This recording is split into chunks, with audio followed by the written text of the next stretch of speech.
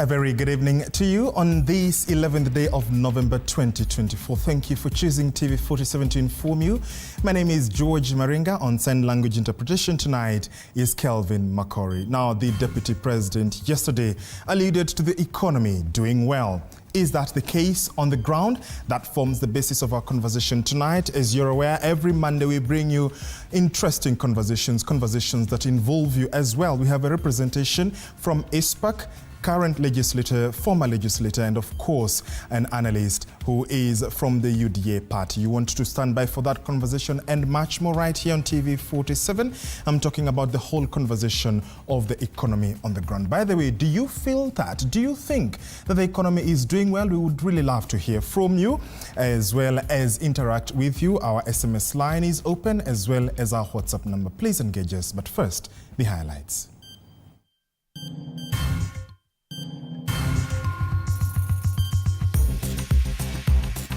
Tonight, 4 more suspects arrested in the murder of a KCSE candidate at Shiner's Boys High School in Nakuru. It involved 4 boys. All the 4 boys were under suspension, but they came back to school because of examination. Also tonight, government intensifies plans for grade 9 classrooms. 10,000 classes completed so far. Plus, Moi University students frustrated following the institution's botched reopening. It's very, very disappointing for our students. I don't think any much can be said about the disappointment that we have as students. And dust on the country's second deputy president impeachment yet to settle, and the political rumbling of the mountain is getting louder. People are feeling betrayed. People are feeling that this is not what they bargained for. Topmost leaders at the top are going to move with speed in ensuring all the grievances from our region are taken care of. We thank you for choosing TV47 to inform you. We are broadcasting live from our headquarters in Kenya's capital, Nairobi. Those of us joining on terrestrial platforms, our website and YouTube, please feel welcomed as well. The Honorable Makali Mulu is already here in studio. He is the Member of Parliament for Kitui Central. Also joining us will be the Honorable Jude Njomo, former Member of Parliament for Kiambu. Joshua Kamwere, he is a member of the Legislative Affairs Committee of ISPAC. And also, last but not least, Arnold Maliba. He is Head of Policy and Public Affairs at the UDA party. Is the economy working on the ground? Please engage with us on our socials. Kevin Makori is on sign language interpretation. I am at George Maringa _ on the socials. The government has completed the construction of 10,000 classrooms as part of its efforts to facilitate the transition to grade 9 by January next year. Education Principal Secretary Bello Kipsang confirmed while commissioning classrooms in Lari and Limuru constituencies. Meanwhile, Education Cabinet Secretary Julius Migos has reiterated the government's commitment to tackling exam malpractice. Andrin Kilemi opens our broadcast tonight with that report. The government has affirmed its readiness for a smooth transition for grade 9 learners in January next year. Speaking early Monday, Education Principal Secretary Bello Kipsang confirmed that the construction of 10,000 classrooms has been completed.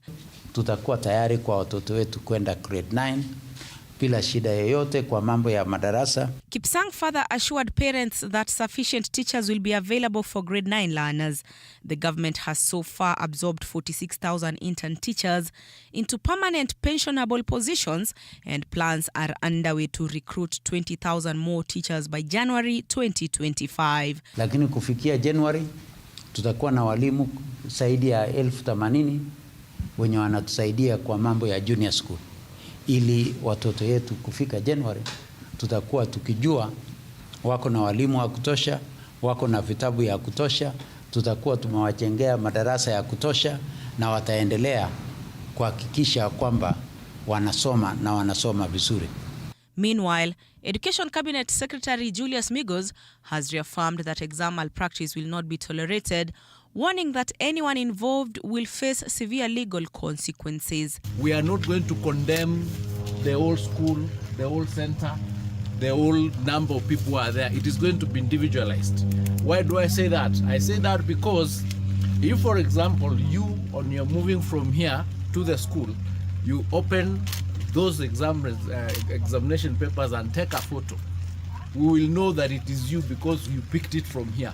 At the same time, Stephen Nyang'au, a suspect in the illegal sharing of KCSE exams on Telegram, has been arrested. The DCI is continuing to pursue others believed to be involved in online exam cheating. Andrin Kilemi, TV47. Thank you, Andreen. The ruling party, the United Democratic Alliance, UDA, has officially named Deputy President Professor Kithure Kindiki as the new deputy party leader. The party, however, did not expel the former Deputy President Rigathi Gachagua from being a member, except discharging his roles as deputy party leader. And as Mike Kagwongo now reports, Kindiki vowed to help President William Ruto realize his aspirations and those of the UDA party. Take a look. A new down at the Hustler Plaza. A new face at the helm of the ruling UDA party. 2 weeks after Rigathi Gachagua was impeached from office, the party he was elected on in the 2022 general elections, this will be your notebook for all our, has officially replaced him with his successor at the Harambee House Annex, Professor Kithure Kindiki. Chama kiko na nafasi nzuri katika kuimarisha demokrasia katika taifa letu la Kenya. Na chama kulingana na katiba yetu ndio kinaleta serikali. UDA chairperson Cecilia Mbarire said the decision was made after Gachagua's impeachment by the National Assembly and confirmation by the Senate, an outcome which rendered him incapable of fulfilling his duties as deputy party leader. His Excellency Rigathi Gachagua is unable to perform the duties of the office of the deputy party leader and subsequently ceases to hold office as deputy party leader. Na nimeahidi ya kwamba nitafanya kazi na vyombo vyote na vitengo vyote vya chama chetu, kwanza nikiwa mwanachama.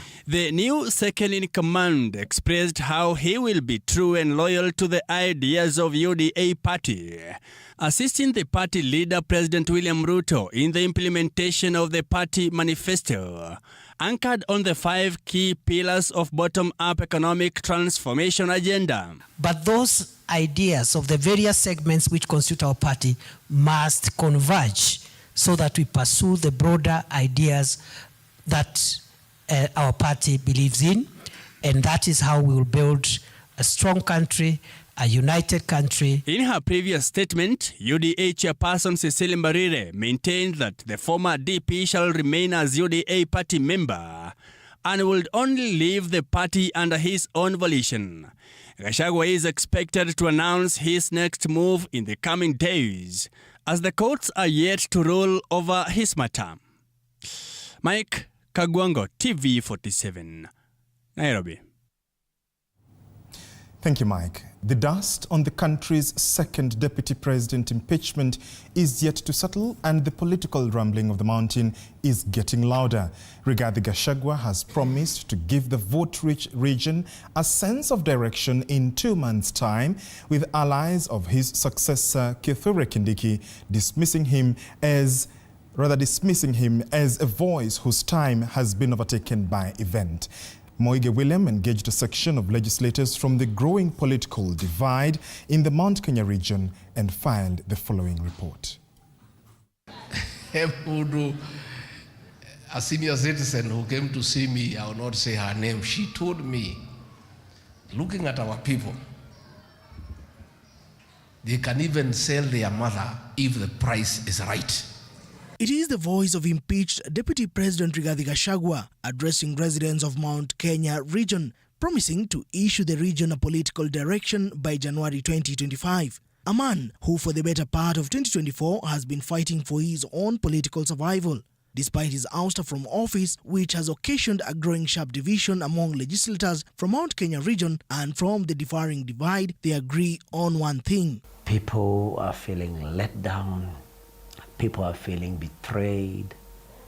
people are feeling that this is not what they bargained for. There are simmering issues affecting the region at the moment, and I think we have 3 years to the general election. Geoffrey Rocco, Member of Parliament from Mbeere North, a close ally to Deputy President Kithure Kindiki, dismisses Gachagwa's equation into the Mount Kenya region, referring to Gachagua as a man whose political star has been overtaken by events. We may sit here saying that regarding Gachagua will say something which is serious, earth-shaking. But at the end of the day, it can just be a cat which is meowing. Rigi will have a great say, whether he's running or not. He will have a lot of influence on the politics of Mount Kenya going forward. Political temperatures are muffling each passing day. Murang'a Senator Joseph Nyoto, an ally to Gachagua, maintaining that it is a calm before a storm, and the storm is the 2027 general elections. Our people actually are very hostile towards anybody that they perceive to have betrayed the cause. As for Rocco, hinting on another sweep of changes as soon as next week, this in President William Ruto's rejuvenated effort in consolidating a backyard divided into the west and the east. These changes are seen to affect the region's political bigwigs like Kiharu Member of Parliament Ndende Nyoro, who since the onset of Gachagwa's ouster bid has been mum. We are going to see more people coming to the government from our region. Some people who may be quiet at the moment and who have a serious say within Mount Kenya region. The political developments to be witnessed in the coming days are seen likely to influence the direction that the vote-rich Mount Kenya region will take while charting a way forward into their political future.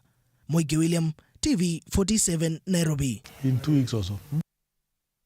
Thank you, Moige. The case is filed to oppose the commercial partnership between Adani Company and the government failed to commence today, with one being postponed to December 17th and another to the 27th of this month due to the absence of the presiding judge. Kinto Wafula reports that Wiper Party leader Kalonzo Musyoka is challenging the deal, claiming that the partnership with Adani poses negative consequences for the nation. The cases scheduled for hearing on Monday regarding the controversial partnership between the government and Adani Company failed to proceed. The case that was supposed to be heard by Justice Bahati Mwamuye could not start due to judge's absence and was postponed to the 27th of this month. Another case seeking to lift restrictions on implementing the government's contract with Adani was adjourned by 3-bench judges to December 17th. Speaking outside the Milimani law courts, Wiper Party leader Kalonzo Musyoka and his DAP-K counterpart Eugene Wamalwa, who are also lawyers in the case challenging the legitimacy of Adani-Kenya partnership and representing the Aviation Workers Union, urged the government to cancel the contract, arguing that Kenya has the capability to improve JKIA without Adani's involvement. Adani disconnected electricity to Bangladesh. It was because it was not paid some installments. Yes. Okay? Yes, it can happen here. It can happen here. And before you know it, you cannot have planes landing in Kenya, and then you will have total chaos. They also expressed concerns about how Adani has been granted roles in various key sectors without adequate scrutiny. We think this matter is of critical importance. We are dealing with a critical infrastructure which touches on the national security and the well-being of a nation state called Kenya. We have said before, we have no problem with the investors coming to the country. It has all the trappings of what one would call a state capture. Look at Adani, at JKIA, Adani in Shaf and Shif, Adani in Ketraco, and the whole thing crowded in secrecy. While waiting for the hearing dates, the order restricting the contract's implementation will remain in place. Meanwhile, a preliminary objection has been filed in the case challenging the jurisdiction of the court to hear and determine the matter in the case. The petitioner wants the deal declared unconstitutional on grounds that the process was rushed and the usual process bypassed. This postponement of this case, the adjournment to the 17th of the LSK case, and this case to the 27th, does not mean that the conservatory orders are no longer there and therefore Adani will take over. No. Quinto Wafula, TV47, Nairobi. Thank you, Quinto. 4 more students have been arrested in connection with the murder of a KCSE candidate at China's Boys High School in Nakuru. Police say the suspect will remain in custody awaiting to be arraigned in a Naivasha court virtually once they are done with their KCSE exams. 3 are detained at Gilgil Police Station while 5 others are at Mbaruk Police Post. According to Gilgil Deputy County Commissioner Willie Cheboy, 4 more KCSE candidates at China's Boys High School have been arrested in connection with killing of colleague who was stabbed to death over the weekend. Were detained at Gilgil Police Station, while 5 others are at Mbaruk Police Post as investigations into the case intensifies. As we speak, investigations are going on. The other 3 boys who were in the scuffle are already in police custody and waiting and assisting police with the investigations. The suspects are expected to be arraigned in court after they sit for the exams.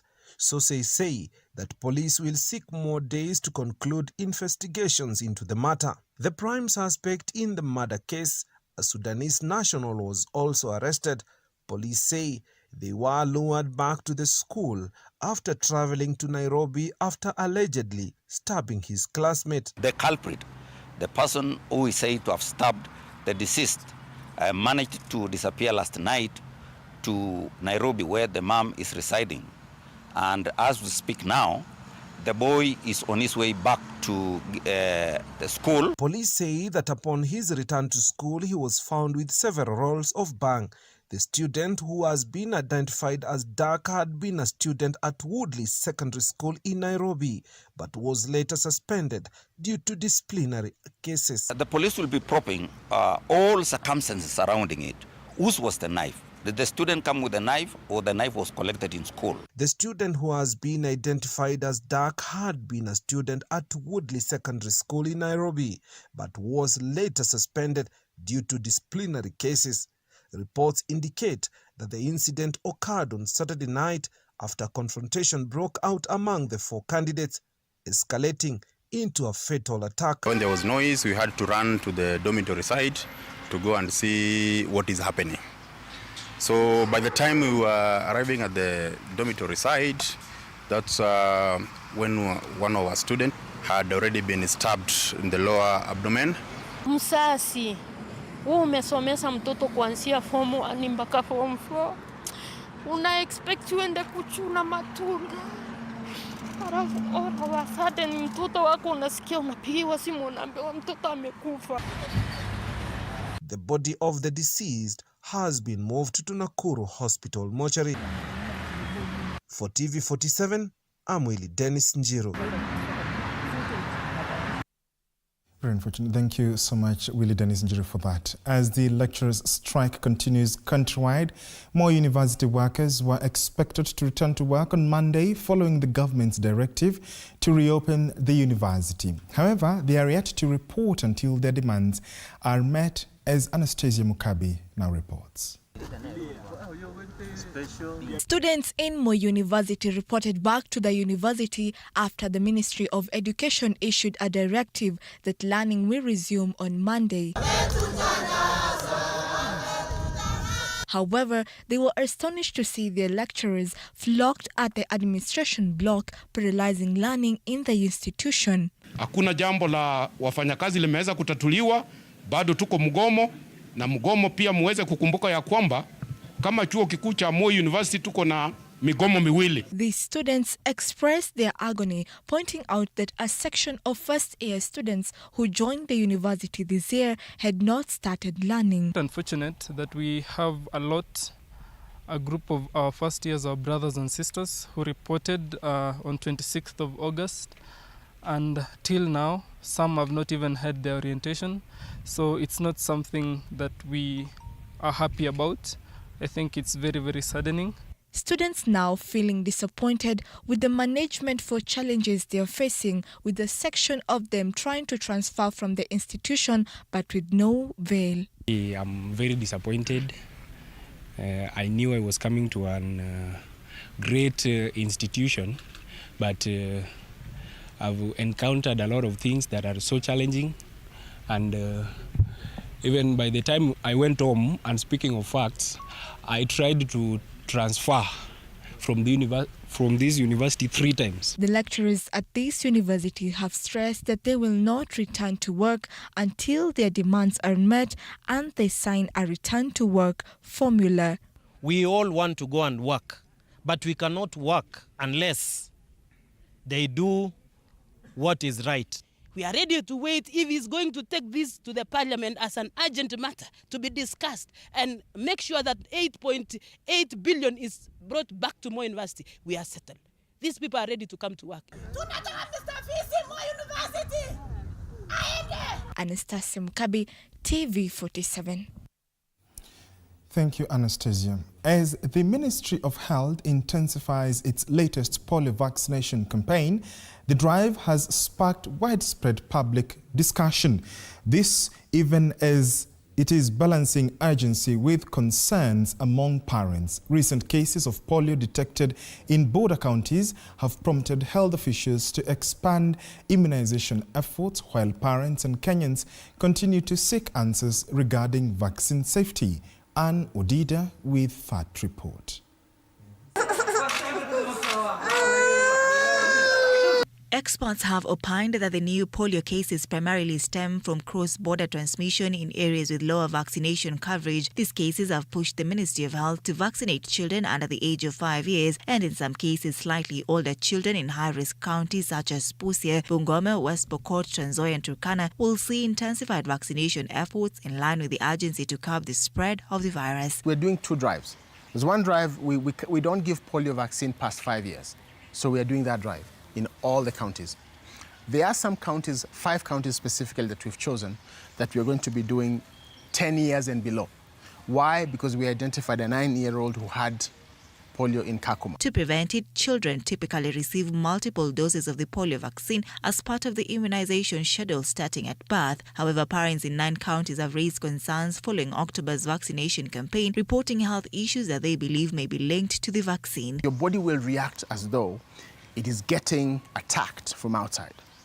And that attacking, that's why most vaccines, kids will have fever, they will have crying feet and all those things, because the body is trying to fight something. The Ministry of Health last week confirmed that the Kenya National Vaccine Safety Advisory Committee reviewed each reported case, and according to the committee, the reported symptoms were coincidental and unrelated to the polio vaccine itself. And to clearly indicate that the 2 deaths that happened in the first round of the campaign were not directly attributable to the vaccination process. Rather, they were coincidental events. So far, the ministry reports that 3.7 million children have received polio vaccines as part of the campaign, with the goal of reaching 4.2 million children by the end of the second phase, which runs from November 9 to 13. Health officials have distributed over 800,000 doses nationwide. The good thing is that if we get 80% vaccination, we are in a good place, for sure. Right now, we are 24%.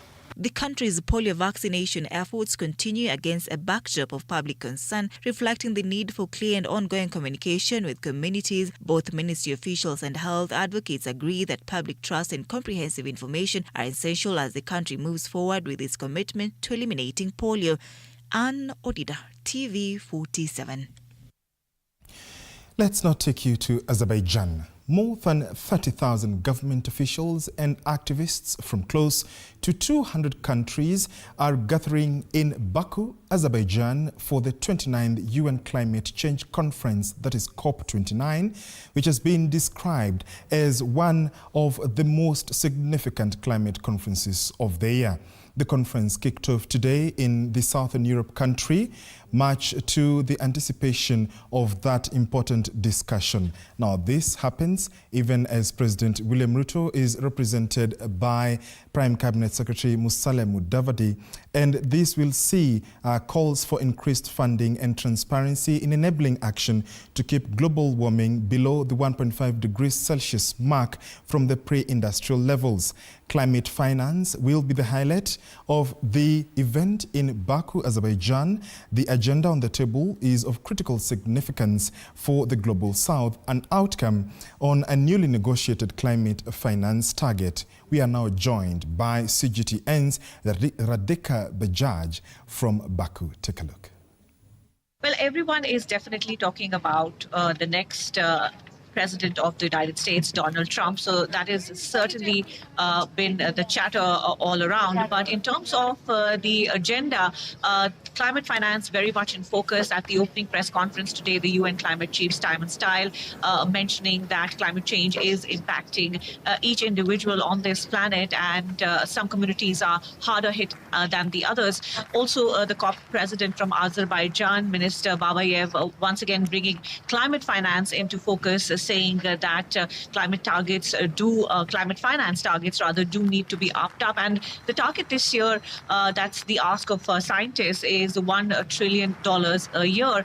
But if we get real, the last time this target was set was in 2009. It was set at $100 billion, and seldom have rich countries actually been able to match that figure to date. So there are many questioning if $1 trillion will be a possibility, given the fact there are already very wide divisions on this topic. The other big piece of the agenda would be the loss and damage fund. Who should contribute? How much should they contribute? There is also talk of finalizing international rules and regulations for carbon credits, something that can help developing countries quite a bit. And another important piece on the agenda is updated nationally determined targets by all countries, the NDCs.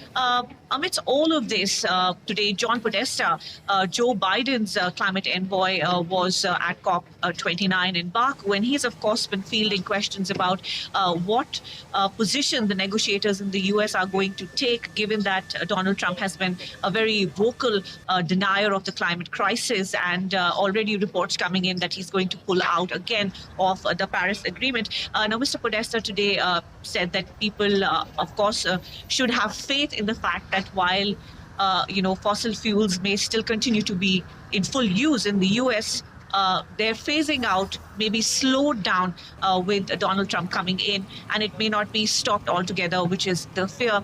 He also said that the results of the U.S. elections, of course, have bitterly disappointed those people in the U.S. who have worked very hard towards moving to greener technologies and have been championing the cause of developing countries as well. Tomorrow, of course, global leaders will descend in Baku for a two-day climate summit. It will be interesting to see how this finance COP, as it's being called, is going to pan out, and if any real figures are actually going to be signed on, given what's happening in the US. And indeed, we will be following what is happening in Azerbaijan. Closer home, farmers in Kajiado are now embracing fish farming in the dry area as one way of dealing with climate changes, as filed in this report. The green square stands out among the other farm buildings. Patrick Perez's farm is situated in Kajiado, about an hour and a half's drive from Nairobi. He has transformed his space into a thriving farm, and the place of pride belongs to the fish pond. The whole idea was to create an ecosystem that eventually will show that you can be able to have a smart farming anywhere and make it. This is an area that has historically been inhabited by communities that breed livestock, but the recent prolonged drought in much of East Africa saw herds of cattle dwindle. Although Patrick isn't under the county government's program, he has benefited from the input from agricultural officials and is tied to the county's initiative to encourage locals to diversify their economic activities. Due to climate change and persistent drought that have killed many of the livestock, many families became poor, and people were seeking for alternative livelihoods. Though some had their doubts, the number of locals trying out the new venture has increased gradually. The government provides pond liners, fingerlings and fish feed for free to farmers starting out. We have made about 350 ponds, and 805 farmers are interested from fish farming. But the farmers still face challenges, such as securing a steady water supply. They must also take precautions against predators, such as frogs, snakes and birds. Patrick uses biogas and solar energy to keep down the cost of power and harvests rainwater. He is optimistic about his venture. Fish is consumed everywhere, be it in town, be it in many centers. Can you put in an infrastructure, grow the fish? Then from there are many traders. Farmers intend to sell their fish by the kilogram and hope to make a healthy profit to keep the new venture afloat. But it's early yet, and the region is only now beginning to wake up to the fortunes that may await them in these waters. That report by Will Kistanyaba from CGTN leads us to a short break right here on the Daily Report. Just to remind you of our discussion tonight, is the economy working qua ground? How are things on the ground? The guests are already here in studio. The conversation will be kicking off in a short while, but do stay with us. We're back in a few minutes.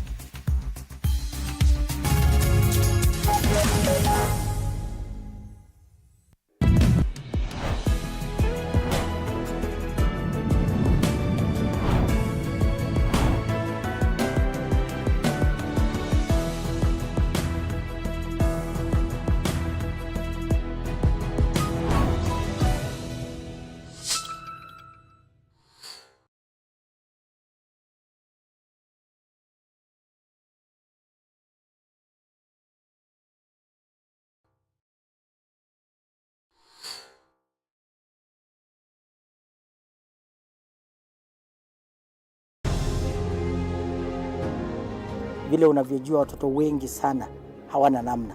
Mimi ningependelea watoto wasome. I'm here to stress on education. At the same time, let us actually do any kind of sport that we are doing. Sport speaks the best language to everybody. Tunataka tutafute talents. Zile raw talents kutoka kule nyumbani mashinani mahali tuko leo. Hizi mbio za Chepsaita, like all other sports, zinaleta watu pamoja. We want to use this event to uplift the lives of the community. Anafurahia hii mchezo sana. Hata sikaange naambianga watu tuende Chepsaita. Wanafunzi wakimbie ili wakuze talanta ya mbio ama kuhimiza tena elimu. This is the place to be. Hapa ndipo mahali wanastahili kuwa tarehe 7. Wale watoto walikimbia last year, wamekimbia mpaka wamefuka mipaka zetu za Kenya.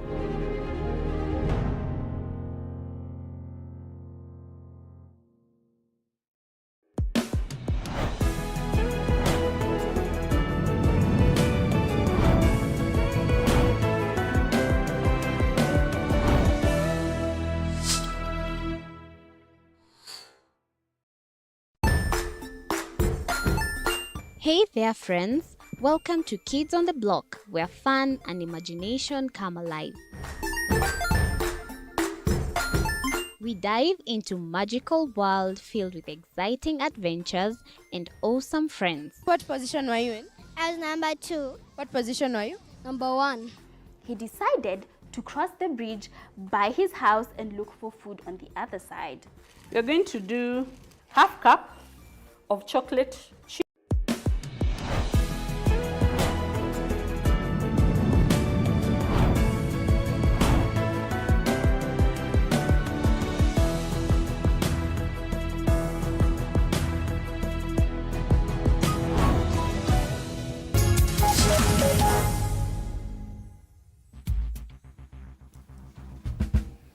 Welcome back. You're watching The Daily Report with me, George Maringa. Calvin McCory is on sign language interpretation.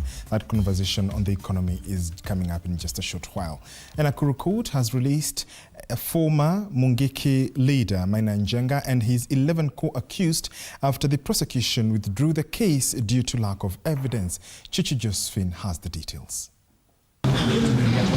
The Director of Public Prosecution on Monday officially withdrew all charges against a former Mungiki leader, Maina Njenga, and his 11 other co-accused persons. When the matter came up for further hearing this morning, and in a rather dramatic turn of events, the prosecution made an application to have the matter withdrawn under Section 87A of the Criminal Procedure Code. Appearing before Senior Principal Magistrate Kipkirui Kibelion, the prosecution, through State Counsel Charles Omwenga, applied for an application to have Njenga released under Section 87, citing lack of enough evidence from their side as well as lack of cooperation from the witnesses. The learned prosecutor, Mr. Omwenga, outlined 4 grounds for the application, which are in short as follows. A, that the prosecution's remaining witnesses are not willing to attend court to testify by dint of their relationship with one of the accused persons. In the absence of such evidence, the prosecution case fails to meet the evidentiary test. In his ruling, Senior Principal Magistrate Kipkirui Kibelion ruled that the prosecution admitted that they have no evidence to proceed with the case, thereby noting that the threshold of the case could not be reached. 9 witnesses have testified as listed in the 4. It is upon reviewing the evidence recorded so far that the prosecution deemed it necessary to discontinue the prosecution of the accused for insufficiency of evidence under Section 87A of the CPC. Mr. Njenga was charged in May last year with 10 counts relating to conspiracy to commit criminal activities and illegal possession of firearms. The prosecution had lined up 28 witnesses, but only 8 have since testified. Each accused person is discharged accordingly, and I direct that the cash bail deposited by each of the accused persons in court be refunded to the respective depositors. Tunashukuru Mwenyezi Mungu kwa sababu ya hiyo haki tumepata. Tunashukuru mahakama, tunashukuru mawakili wote ambao walifanya hiyo kazi na nyinyi pia, na tunasema Mungu awabariki. Chichi, Josephine, TV47.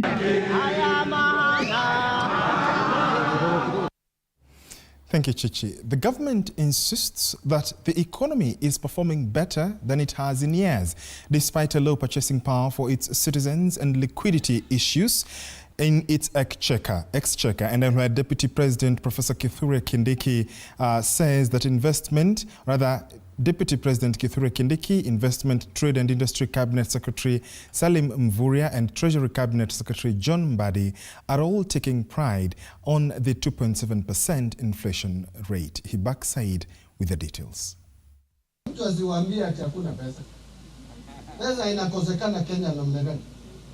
Kenya is the biggest economy in this region. But where is the money? Kenya kwanza yanze kazi, maisha imeharibika. Kweli. Maana imeshuka chini. Mtu wa kawaida ndio anapata tabu zaidi. Just this year in January, inflation was riding on highs of 6.9%, quite a drop from a peak of 7.68% in 2023, and has been steadily declining to an impressive 2.7% in the just ending October. This a safe percentage from the Central Bank of Kenya's target range midpoint of 5%. Positive inflation rates coupled with the stable shilling against the greenback at 129 shillings on the dollar has various leaders going on a victory tour in different parts of the country, preaching the gospel of a stabilized economy. Yeah, the economy is improving. Tuache makelele mingi, tuache kupigana. Saa hii sasa kila kitu imeanza kutulia. Serikali ni moja. Promising that all the nightmares of economic instability past had been successfully slain.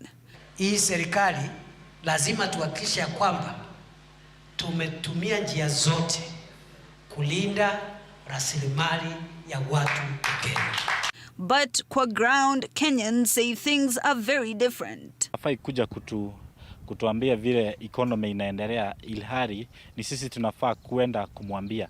Hiyo ni ishara tosha ya kusema serikali ya Kenya Kwanza imekuwa ikidhorofisha ekonomia yetu, imekuwa ikitusukuma sana, imekuwa ikitukejeri vibaya sana, na tunaomba waweze kutengeneza ama kutafuta experts wa kuweza kudeal na economic problem. Kwa kweli hali ni mbaya kabisa kiuchumi tangu serikali huko mamlakani ichukue hatamu ya uongozi, na uchumi umekuwa mgumu. Kwa sababu gani? Fedha zimeshikiliwa toka mfuko wa serikali kuu. Kenyans from different classes are lamenting on the same thing: no money in their pockets, with salaries that have just been subjected to different tax cuts every financial year and a tax law amendment bill in the offing. Ukienda Naivasha, ukienda Nyandarua, ukienda Nanyuki, hata Shimonatewa, watu ni wengi sana ambao wameshikwa na mambo ya wizi. Kwa sababu mtoto hata lia siku mbili akikwambia hana chakula, na kuna mbuzi ambayo inakula hapo nje, na kuna mtu amepita na gari. Kwa hivyo hakuna chochote tunaweza sema tunajivunia na hii serikali. Hakuna. Matumizi ni mengi, lakini hata cha kusave hakuna. Hakuna chochote unaweza sema acha wache niweke ya kesho. Na Mheshimiwa Rais ametupangia miradi ambayo ni miradi ya kuleta riziki katika kila jamii. Hibak Said for TV47. Thank you, Hibak Said, for that report. That leads us to the first part of our conversation tonight. Is the economy working? And as Hibak said, kwa ground, how are things? Jude Njomo, the former Member of Parliament for Kiambu, joins us, as well as Honorable Makali Mulu, Member of Parliament for Kitui Central, Joshua Kamwere, Member, Legislative Affairs Committee of ISPAC, and last but not least, Maliba Arnold, Head of Policy and Public Affairs at UDA. I'll begin with you, Mheshimiwa Makali Mulu. I could see you nodding and, perhaps asking rhetorical questions while the report was running by Hibak Said. What do you make of this whole conversation? How is the economy on the ground? Yeah, thank you, George, for hosting us. Yeah. And maybe before I start talking about the economy, yes, briefly, I want to take just a second to condole with the family which lost a student through stabbing by colleagues, and wish them well as they mourn their son. And what I would be keen on is what lessons have we learned from this for the future. Coming to the economy, any student of economics knows very well that we have what we call microeconomics and macroeconomics. Microeconomics focuses more on the household level. And when I listen to my friend John Mbandi and the other CS talk about the economy doing well, I believe they are talking about what we call the macroeconomics and not the household economics. Anybody who is interacting with the Kenyans, and this is what we do on a daily basis, will bear me witness that this economy is not working. Down on the ground, people are complaining, people have no money. The truth of the matter is that how would anybody say that the economy is working when the county governments have not been able to receive any money? Some are in arrears in terms of payment of salaries up to 3 months.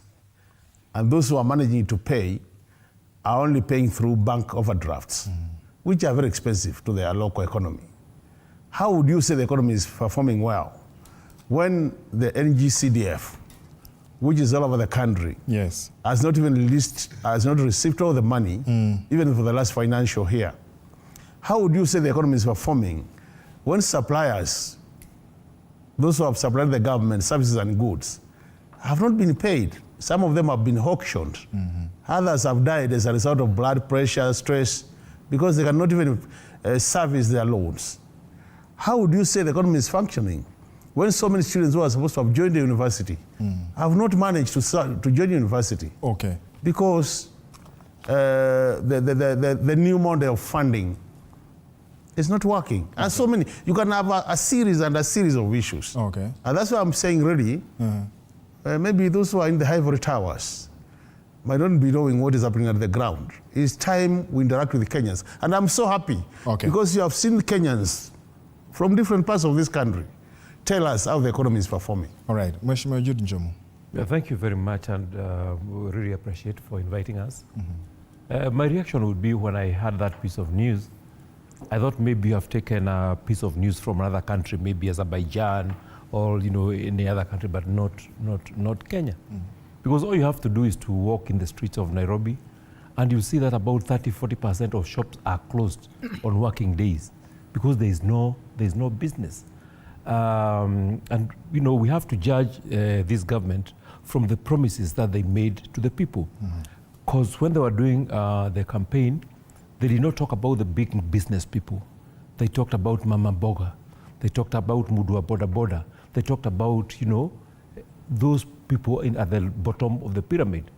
Talk to them today. I had an opportunity over the weekend when I did Meet the People tour in my constituency and in Rimuru constituency. And people are really complaining because there is no business, there is no money, because the economy has turned around. And this reminds us about some of the bad decisions that we have made.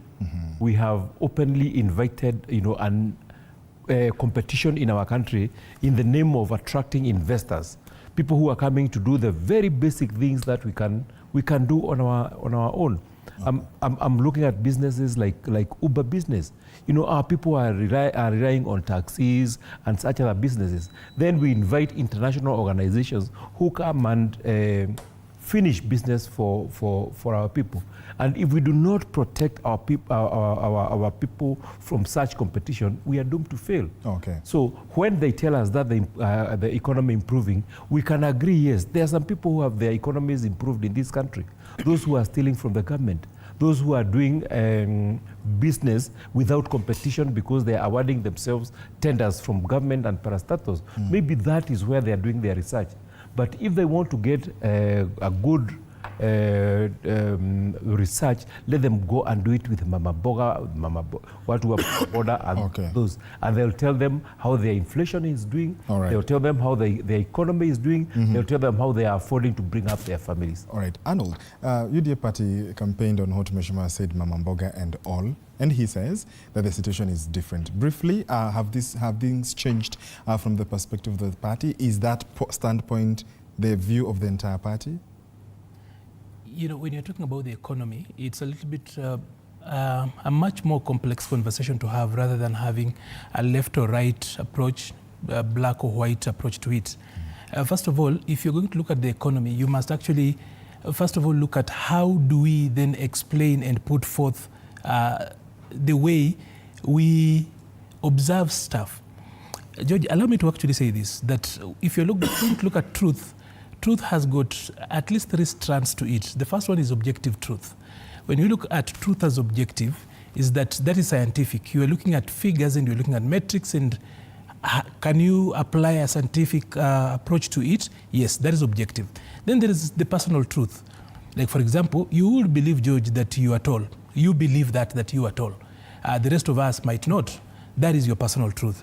And then, of course, there is political truth. Sometimes things are repeated. Like in this country, you will find people who tell you that certain communities, for example, are dirty. There's a political truth. If you meet them at individual level, that might not be there. Why have I taken time to actually take that tangent? Number one, if you look at the claims made by the people in government are based on metrics that are universal and exist. You've just pointed out and looked at the inflation, rate of inflation. It's a metric. We've used it to measure. Are we where we are supposed to be? No. Are we where we used to be? No. It is that progress that we are speaking to. Because again, the economy is self-evident. You do not just rely on numbers only. You also have to talk about sentiment. And that's why I'm so careful not to rain on the parade of public sentiment. It's important. But I'm saying, look at the metrics. All of them pointed out. Last year, rate of inflation. Let's talk about basic, or rather prices of the basic commodities. Are we where we were last year? And we will, not there. Yeah. So, George, we are not where we wanted to be, but we are not where we used to be. There has been progress. Joshua, crunch the numbers for us. So they hold the view we are not, we are not doing well. He says we are somewhere, but not where we used to be, and we are not where we need to be. From an ISPAC perspective, where are we? Thank you very much for having us in this conversation. I think one of the key things we need first to understand is that the economy, yes, is doing well in terms of, because the main parameter which our politicians or our leadership is talking about is on inflation. When you look at at world inflation levels, it's coming down. In 2022, we were at 7% worldwide. 2023, we were at 5.7%. If you look on sub-Saharan Africa, in 2022, we were about 9%. 2023, we were about 7%. So yes, inflation is coming down. It's not about Kenya only, but what the leadership is not telling us, it's coming down, but other economies and the world globally is coming down. So what is pushing this inflation to come down? There are two main factors. One is fuel prices. We've known that the price of crude oil have been coming down over the years. So that's one of the major contributors for the Kenyan economy. Second is on the FX.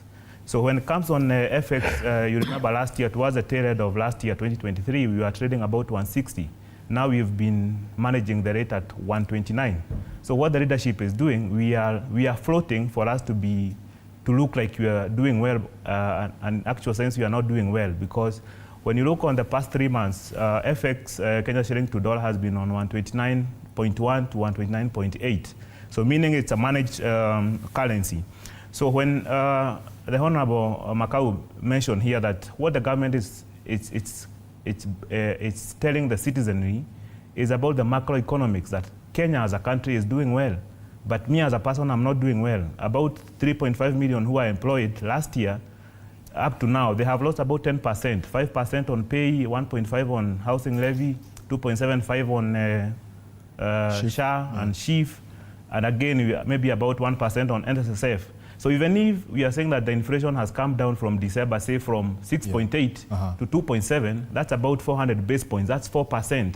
But on my income, you've taken 10%. So you're bringing it down by 4%, then you take 10%.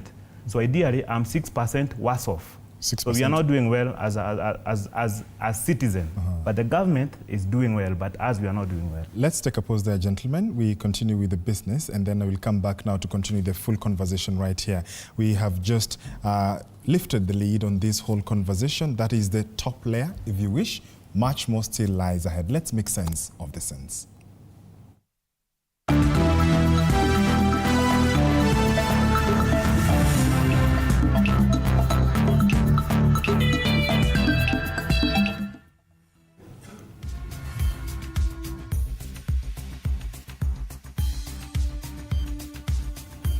The government has rolled out a number of reforms to incorporate customer feedback in the operations at the Jomo Kenyatta International Airport, JKIA, to push the international airport up to global standards. In a statement signed by the Cabinet Secretaries of the National Treasury and Ministry of Roads and Transport, Ministry of Tourism, Wildlife and Heritage, and the Interior Ministry, the government now says it will enhance security, comfort and smooth access to airport areas, including VIP lounges, and only authorized personnel will operate within the secure zones to uphold the integrity of JKIA's restricted areas.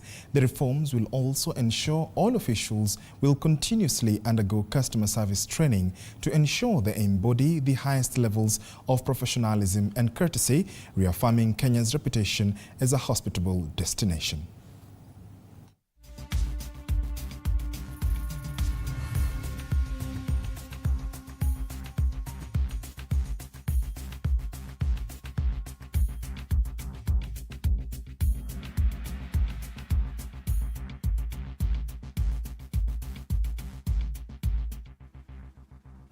Absa Bank has embarked on employing the devolved units to disseminate crucial information that will pull in micro, small and medium enterprises in the formal financial space. The bank, while engaging with MSMEs from Bungoma, Busia, Kericho, Kisii, Migori and Homa Bay counties, advocated for increasing social capital through networking as the only solution for businesses who cannot secure loans through collateral. Furthermore, the bank acknowledged the role of credit scores as the next avenue for credit dispensation. Small and medium enterprises plays a very critical function in every community and to the economy as a whole.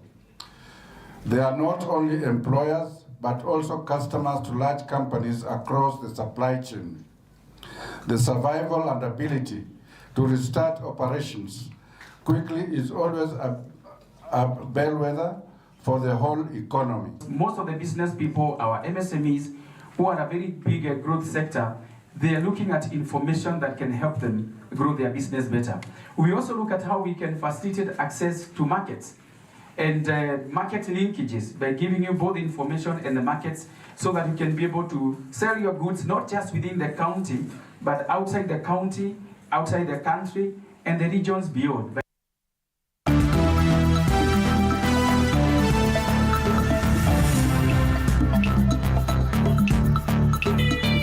Sports news brought to you.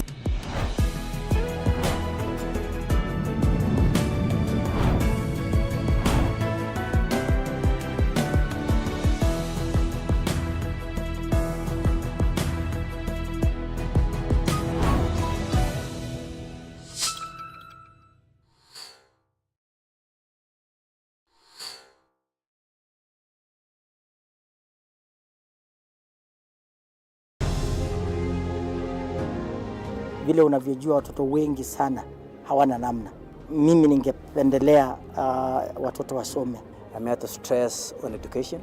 At the same time, let us actually do any kind of sport that we are doing. Sport speaks the best language to everybody. Tunataka tutafute talents. Zile raw talents kutoka kule nyumbani mashinani mahali tuko leo. Hizi mbio za Chepsaita, like all other sports, zinaleta watu pamoja. We want to use this event to uplift the lives of the community. Anafurahia hii mchezo sana. Hata sikaange naambianga watu tuende Chepsaita. Wanafunzi wakimbie ili wakuze talanta ya mbio ama kuhimiza tena elimu. This is the place to be. Hapa ndipo mahali wanastahili kuwa tarehe 7. Wale watoto walikimbia last year wamekimbia mpaka wamefuka mipaka zetu za Kenya.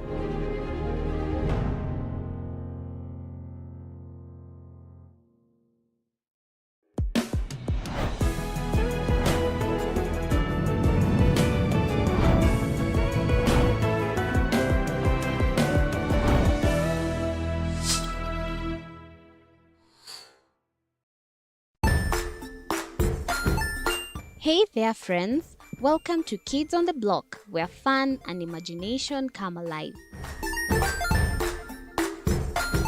We dive into magical world filled with exciting adventures and awesome friends. What position were you in? I was number 2. What position were you? Number 1. He decided to cross the bridge by his house and look for food on the other side. We're going to do half cup of chocolate chips, and the other one, we're going to do half cup of the blueberries. So, grab your imagination hats and get ready to explore with us. Join us every Saturday at 9 a.m. for new friends, amazing stories, and tons of laughter.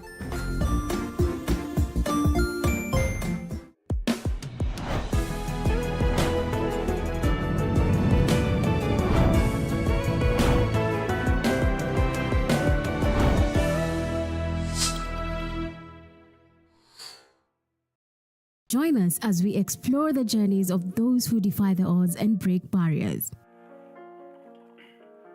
We dive deep into the stories of triumph.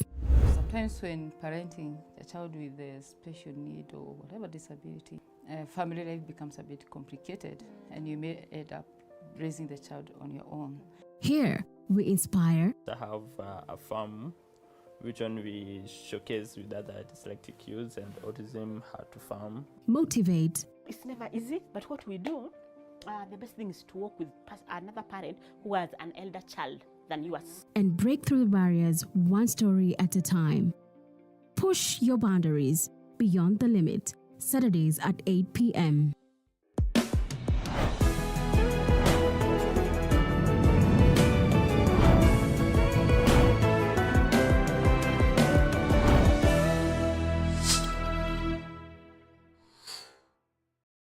The Grind, where business meets brilliance. It's not just about the ideas. I was working as a shampoo boy. I used to wash clients' hair on the sink. It's about making them happen. From big wins. In primary school, when we would be asked what people want to be, I was categorical that I want to be a nurse. To hard lessons. The consoles change, the gaming equipment keep changing. We cover it all. Tune in to The Grind, where every episode is packed with insights. The person who is serving customers, always be a customer-centric. Strategies.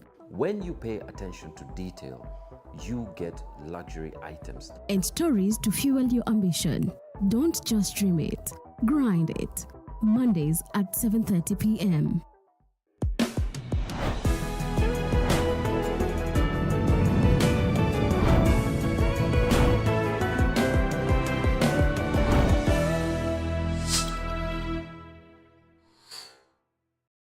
Jiunge nasi tunapoangazia safari za viongozi bora.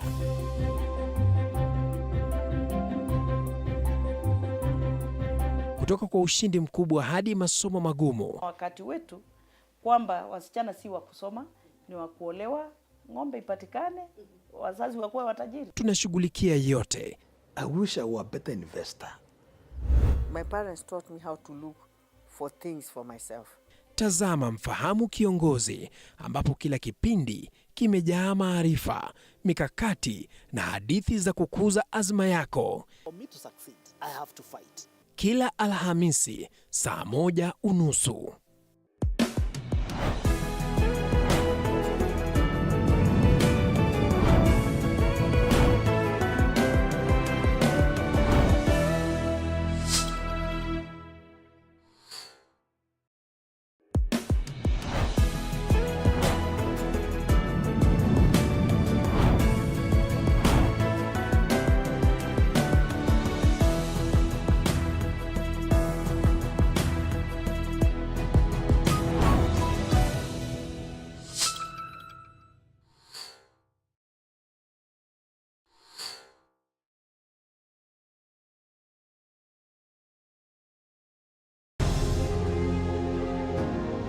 Vile unavyojua watoto wengi sana hawana namna. Mimi ningependelea watoto wasome. I'm here to stress on education. At the same time, let us actually do any kind of sport that we are doing. Sport speaks the best language to everybody. Tunataka tutafute talents, zile raw talents kutoka kule nyumbani mashinani mahali tuko leo. Hizi mbio za Chepsaita, like all other sports, zinaleta watu pamoja. We want to use this event to uplift the lives of the community. Anafurahia hii mchezo sana. Hata sikaange naambianga watu tuende Chepsaita. Wanafunzi wakimbie ili wakuze talanta ya mbio ama kuhimiza tena elimu. This is the place to be. Hapa ndipo mahali wanastahili kuwa tarehe 7. Wale watoto walikimbia last year, wamekimbia mpaka wamefuka mipaka zetu za Kenya.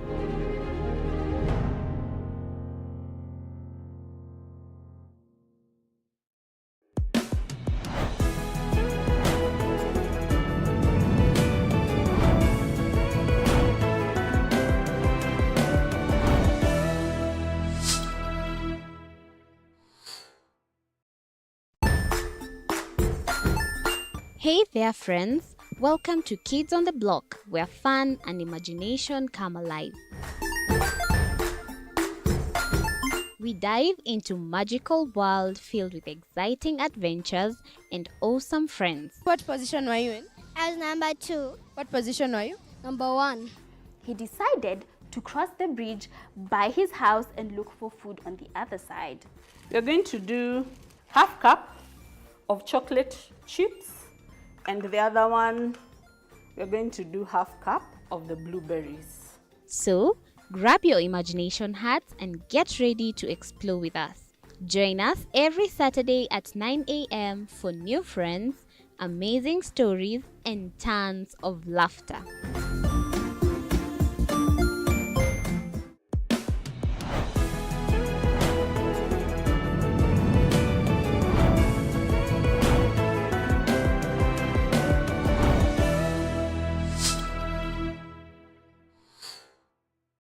Join us as we explore the journeys of those who defy the odds and break barriers. We dive deep into the stories of triumph. Sometimes when parenting a child with a special need or whatever disability, family life becomes a bit complicated and you may end up raising the child on your own. Here, we inspire. I have a farm which one we showcase with other dyslexic youths and autism how to farm. Motivate. It's never easy, but what we do, the best thing is to work with another parent who has an elder child than yours. And break through the barriers one story at a time. Push your boundaries beyond the limit. Saturdays at 8 p.m.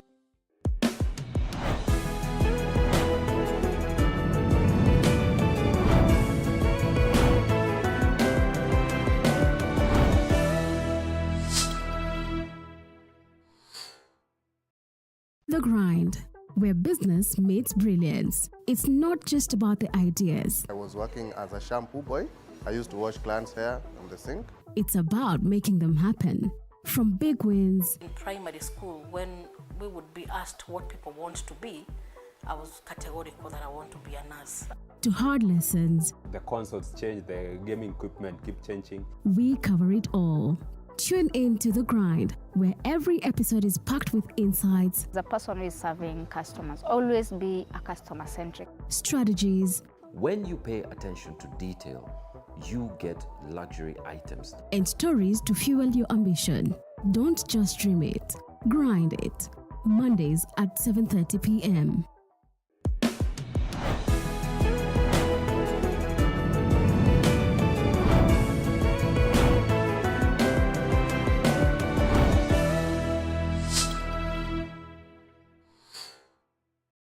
Jiunge nasi tunapoangazia safari za viongozi bora.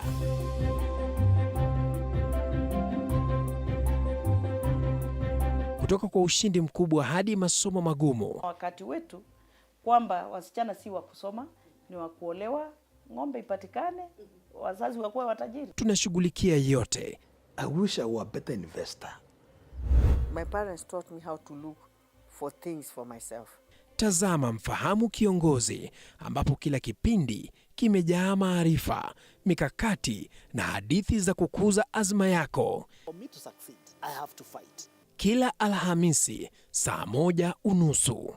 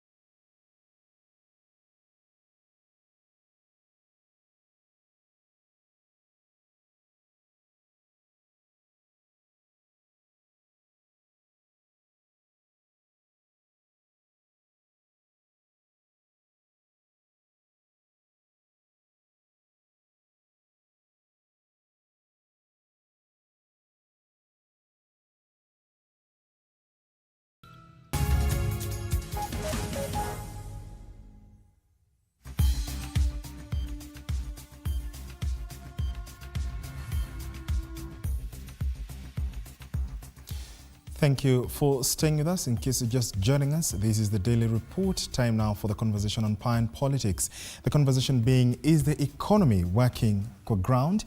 I am George Maringa. On sign language interpretation this time is Rhoda Nyamai. My guests still here in studio, the Honourable Jude Njomo, former MP Kiambu, the Honourable Makali Mulu, Member of Parliament, Kitui Central. Also from ISPAC is Joshua Kamwere. He is a member of the Legislative Affairs Committee of ISPAC, and Maliba Arnold, Head of Policy and Public Affairs at UDA. Arnold, I want to begin with you for this second round. You said there is the macro and the micro, and the opinion, of course, is divergent and variant on this whole conversation. But a good number of Kenyans, even in the socials, seem to quite have an abrasive approach towards your party that has promised, to get things better over time. From your perspective, has there been a push and pull of trying to help, quote unquote, help Kenyans understand what you're doing? I think one of the biggest problems we have had as a regime, I think, has been being stuck in what I call campaign communication mode as opposed to doing strategy communication. So with the failure of Stratcoms, a lot of things have actually found us simply by not communicating properly. One of the reasons, and this is a personal opinion, one of the reasons I think we lost the finance bill wasn't entirely because it was as bad as it actually had been put out there. I took time and did a comparison between the previous finance law and what we were proposing. And from where I sit, I thought the other one was actually much harsher. But then we didn't communicate well. The Friday, just before 25th June, there was, we had just paid, I think, the Eurobond at that particular point. That didn't matter. A number of the proposals that were actually very sticky had actually been talked out of that particular piece of legislation, but we didn't communicate effectively. still the element, and that cannot, let's not really talk about what we've not done well, because sometimes they say a poor workman complains about tools. So the communication bit of it is problematic. That we should not run away from. Because why then would it take people to come out for us to come and give solution, or rather answers and responses that should be completely communicated much earlier? I still see the same challenges in how we are communicating the transition from NHIF to SHIF and SHA. Some of those questions, you don't need people to come out to the streets or people to complain, for people to actually be explained to. Because there is rationale to why some decisions are made, but the explanations come after the fact. That, of course, then sows the seed around, people really not trusting government. So there's that bit. But also, you also have to accept that we have been through a very serious political phase. We've not really moved out from the Gen Z's demonstration as such. The country is still in a daze of sorts. So we've not moved away from that. And then there's the bandwagon effect. Regime bashing, and that for me, I still find it a little bit puzzling from them. Like, let's talk about the legislature, for example. They have got three main functions: to legislate, to oversight, and to do representation. Of course, representation comes first. But I still think that the weakest link in our governance, because if we're going to talk about this regime, there's a way we'll try to look at government as only the executive part of it. Okay. That for me, I think, is a failure in many ways, because the legislature plays a very important role. When you talk about budgeting, our parliament is not a late endorser to the budget making process as was in the days of old. Our parliament is a budget making body. Okay. So sometimes we want to run away from that part, not asking everybody to hold their part, that if parliament were to do their work properly, for example, we wouldn't have a lot of this anger. Like Mheshimiwa Mulu has said here, parliamentarians spend a lot of time on the ground. Every weekend, unless they've traveled out of the country, parliamentarians are actually on the ground. They listen more, they get much more from the people. You will get the same from MCAs. So if that sentiment was actually to be domiciled in parliament, then a lot of the policy directions that we've seen sometimes causing problems would actually not be what we see. And Secondly, that's a parliament that, legislators have opined, have received instructions from elsewhere. When they were elected, they didn't get the mandate from elsewhere. They are here, they'll answer. Well, I will not speak for them, but I would actually say that when they came to parliament, they did not get the mandate from elsewhere. They had the mandate from the people. Okay. So if we had to shorten that loop so that then we don't have to park this blame elsewhere, and I will still hold to this, that parliament is full of CDF managers as opposed to legislators. That's the truth. Okay. That we have got guys who really do not care about legislation, who don't care about policy, who don't care about oversight. All they care about is that they have their CDF, because if you take care of your CDF very well, by the way, you will be re-elected. That's the truth. Okay. So the core function, why parliament exists, actually has died on the altar of CDF.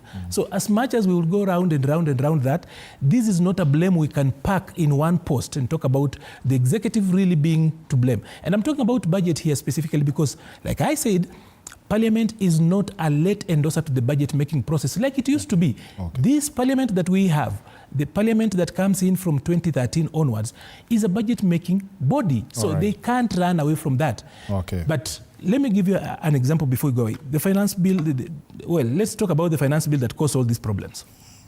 A lot of members of Parliament could not even articulate that better. They didn't know exactly how to get around with it. And so you allow a few of them to sloganeer around it, a serious policy document like that. You allow them to sloganeer around that, and then you lose it. So we are here again, and even as we talk about the tax amendment laws that are actually coming, you can actually see, look at the headlines today. We are already building a momentum towards a rejection of the same. So if there is no proper communication to counter that, and unless parliamentarians again come out and do their work, we will be in the same place. And if you think that if this regime, let's talk about quote unquote, the executive fails, then you actually are safe, you are actually not being honest, because see the fiscal interruptions that we've had. The budgetary cycle has actually been interrupted, of course, with the Gen Z demonstrations. You can actually see how the ground feels. All of us feel it in the pocket. So there's only one Kenya, and the burden for us to deliver that Kenya is for all of us. All while at it, as I know the gentleman mentioned, the 10% has already been taken in just than 2 years. No, actually, he said that government is doing well. Government cannot be doing well if it cannot remit the devolution funds in time. All right. Government cannot be doing well if it's still going about looking for money. If we cannot provide public goods, then it's not true that government is doing well. Unless his way of doing well is to cause people pain. If people are complaining of pain, then government is not doing well. The government spokesperson, Isaac Mora, earlier on had a press statement that he issued, and let's just look at some of the key highlights from that press statement. He says, the government has set in motion the bottom-up economic transformation agenda, the Better Plan, which prioritizes job creation, income distribution, and economic stability. This agenda drives our commitment to achieving an economic environment that allows all Kenyans to thrive. He says, apart from that, he also says that the government is committed to implementing policies that not only address the current fiscal needs, but also aims to strengthen our nation's economic foundation for the future. And also, he says, our goal is to develop an economy that relies more on robust domestic revenue generation than on foreign debt. Mheshimiwa Jude, Parliament has a responsibility, picking up from what Arnold Maliba was speaking, and we'll come to you. I know you. I just wanted to ask you a question before Mheshimiwa Jude comes in. Oh, you want me to ask? Yes, as a journalist, what do you understand from that statement? That is a non-communication. Let's also note, because that's too much English. As in, if you were Wanjiku watching that and just going through that statement you've said, has he communicated anything? As a journalist seated there, what has he said? So now, that's what I'm saying. Do you think, that's what I'm saying. That's what I'm saying. People are asking for straight communication. Yes. People are asking. That is government communication. It's an indictment on your... That's what I'm telling you. I come from the party. I do political communication. Okay. So I should be spinning, right? But I'm telling you, if you read that, George... Too much English. You are a journalist. You have got tertiary education. What do you understand from that? People are talking about basics. That English is what is giving us problems. And the more we actually allow that, the more we lose the population. Okay. George, I think Arnold has done it very well. Now you can actually proceed and allow... He has indicted himself. Because he has said one of the things that the current regime is failing is communications.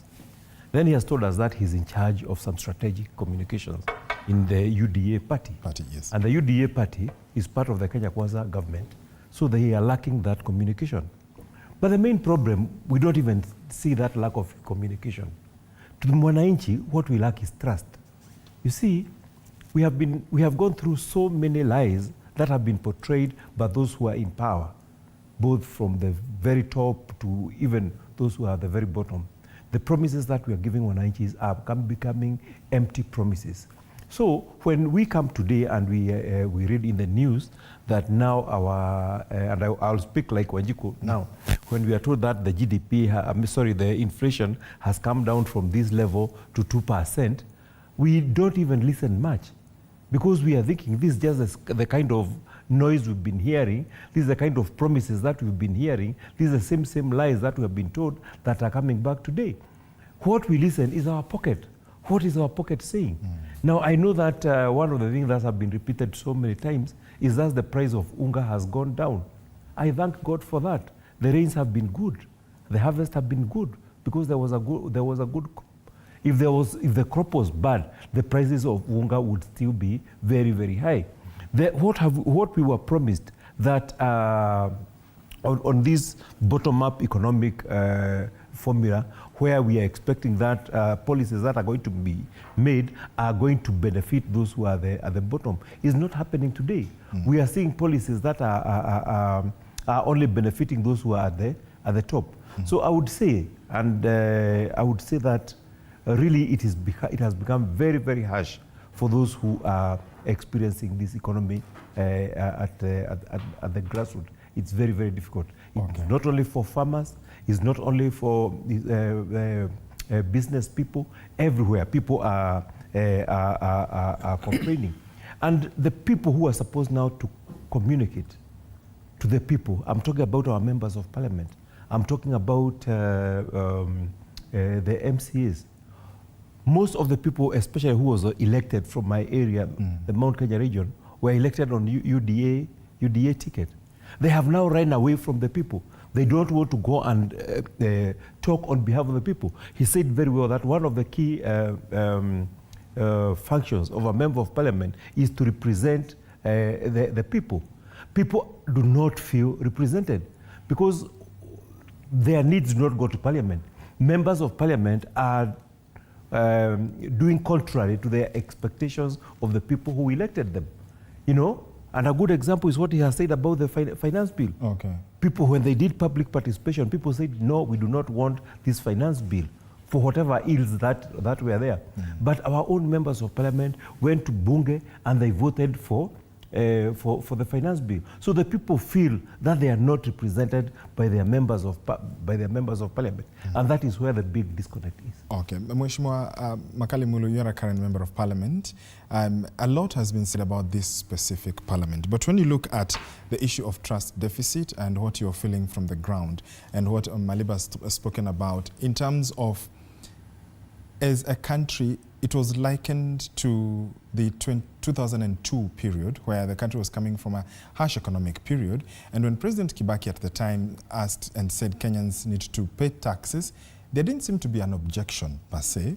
And Kenyans rallied up and, paid the taxes, tulipe ushuru tujitegemee. And it was something that was properly embraced. Whereas the government is saying ABCD, the macros are going down, as he says, but then the feeling in the pocket is not commensurate. Where is the disconnect in your view?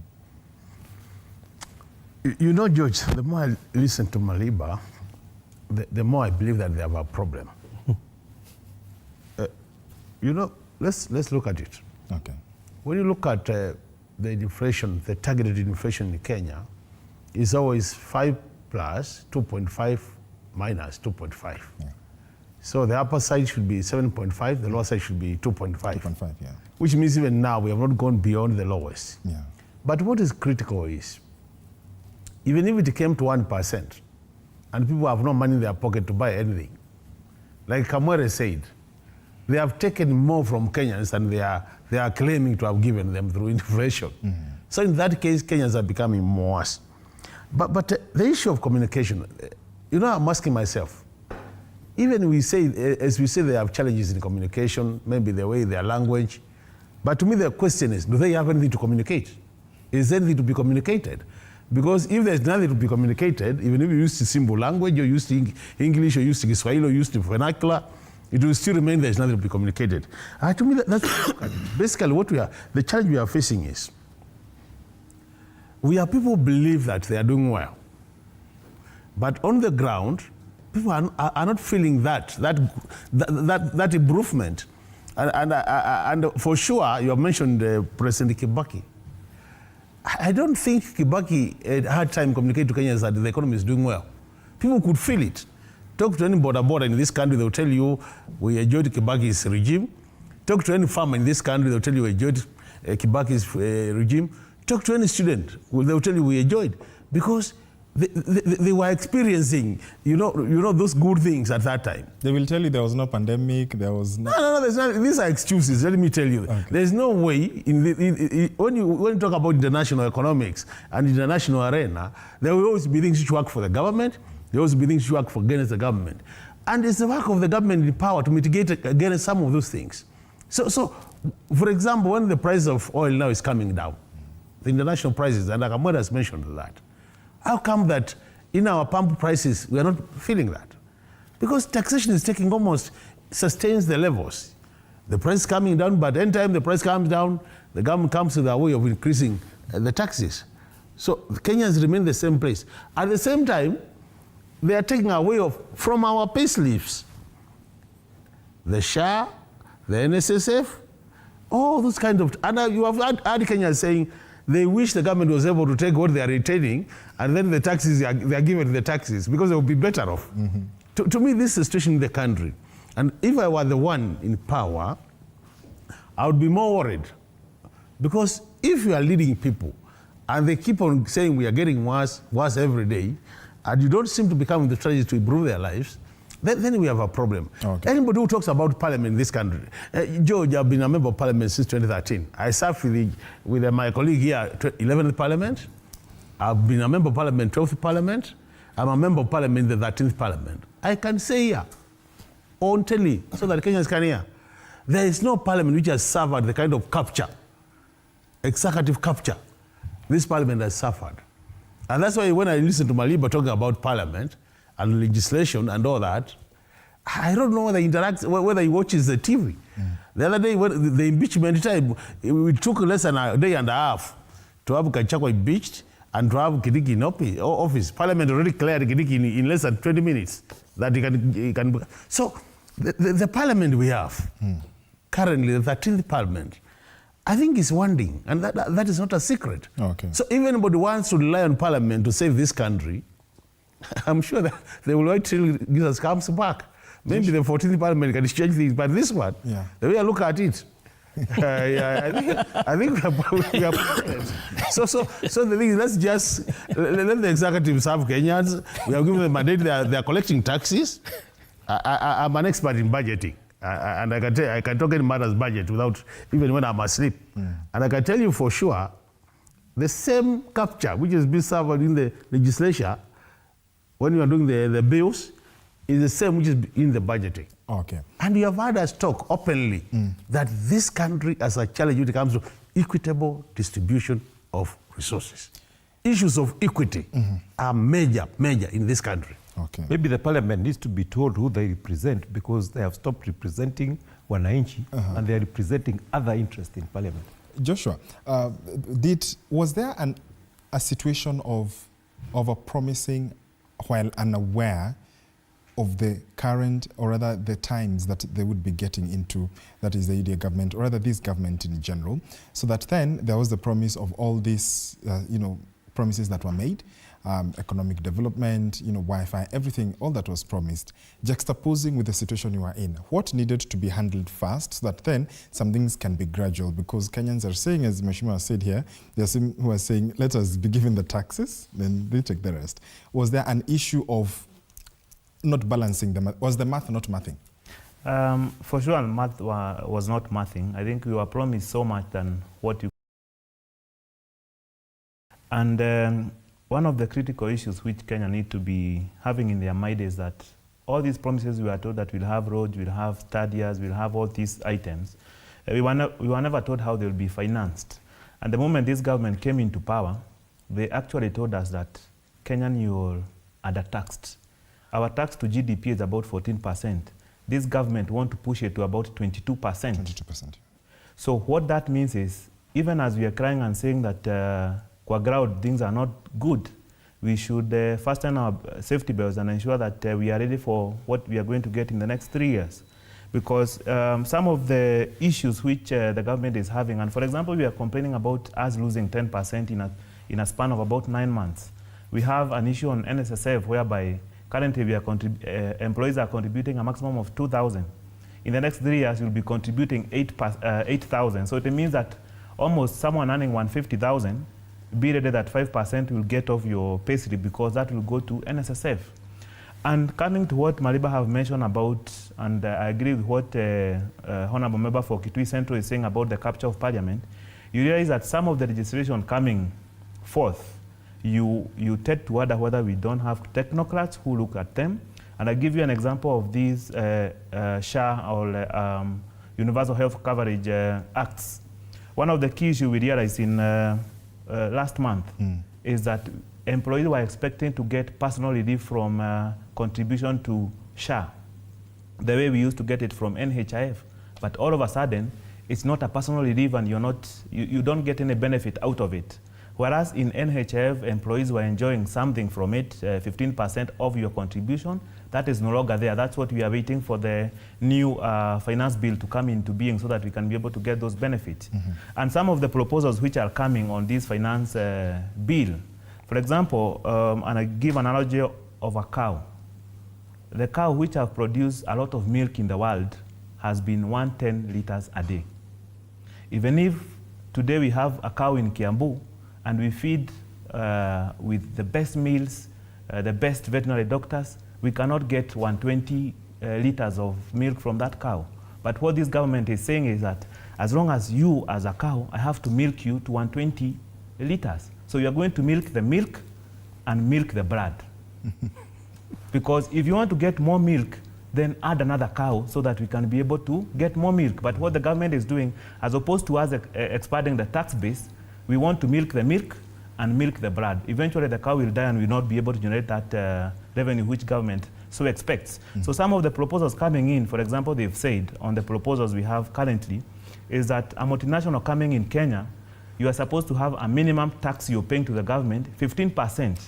And it's a backward thinking, because when a multinational comes here and employs 10,000 people or 5,000 people in a remote area, say in Naivasha or any other economic zone, you bring, you grow that economy by employing people. Say you employ 2,000 people, they will have, the government will get pay as you earn, they'll be able to support their families. But what the government is targeting is on one aspect of tax, corporate tax from this entity, and they are saying that you must pay at least 15% without looking on what will be the trickle-down effect if an entity comes. For example, if you have a manufacturing unit opening in Naivasha and it employs a lot of people, what will be the impact on the society? But we are single-handedly looking on some issues without looking at the whole ecosystem, and that's where we are failing as a government. And the analogy of us trying to milk more milk from the cow, we are even ready to milk the blood, then that's where we are missing the point. So they should go easy on the milking. Yes, exactly. Okay. Yes. Can I respond to a few things just before you ask a question? Quickly, actually. Okay. Number one, I agree that the economy is like a woman. You don't have to say you are a woman if you are a woman. If you have to say you are a woman, you are not a woman. The economy, again, is like heat. You don't have to see it, but you will feel it. But having said that, there's a lot of intellectual dishonesty in having this conversation. That when, for example, we have got an issue of inflation shooting up, we blame it on the administration of the day. But when it goes down, we actually want to put it on externalities, talking about elsewhere. Yet, when it goes down, or when it goes up, it's the doing of the government of the day. I think we cannot run with the hares and also hunt with the hounds. Secondly, Mheshimiwa Makali here has really asked very good questions. Unfortunately, he is the person we actually depend on for those answers, because he comes from Parliament, that is the people's house, and that is where those answers should be obtained. If the person that should be getting the answers for us is asking the same, then what happens to us? He's spoken about executive capture. You know, the role of Parliament is constitutional, meaning no one else can do it. So when he's actually saying that the executive should just serve the people, and we forget about the Parliament where he sits, no one else is able to do what Parliament should be doing. I think that parliamentarians should remember one thing. When I hear about executive capture, no one goes to people's homes. I'm talking about let's talk about the National Assembly. The 349 of them, you can add the speaker there and make it 350, all of them, and tell them that this is where you will be answering to. They have got the supreme employer, who are the people, and this is the people he's speaking for when he says that the people do not feel it, but then again conflates and says that Parliament is already a lost cause and it answers elsewhere. So we then are lost. How do we go about that? Okay. I think it should just be fair that Parliament does its job. Like I said, the weakest link in our governance remains Parliament. It's been so since 2013. That one we should not run away with. And you see, for them, it's so easy and almost convenient to always park the blame at the door of the executive, as if the executive determines how they are re-elected. When they go home, they say we are speaking for the people. I think it's just time when parliamentarians stopped this blame shifting and did their damn work. Everybody should do their work. By the way, if you realize that even in the Gen Z demonstrations, it is Parliament that received the most heat. Lest we forget that. So let them continue packing the blame on the door of the executive. And they've been clever. Just allow me to say something. Because education is important. If you allow me, because this gentleman has never been a member of Parliament, possibly I can educate him. Look at the way our governance, the architecture of our governance structure. Most of us are elected through party lines. So what normally happens? And that's why I'm saying Parliament, if Kenyans are expecting Parliament to save them, they wait for long. UDA is the political advisor to UDA. UDA is about 140-something members. It's 140-something about in Parliament, 146.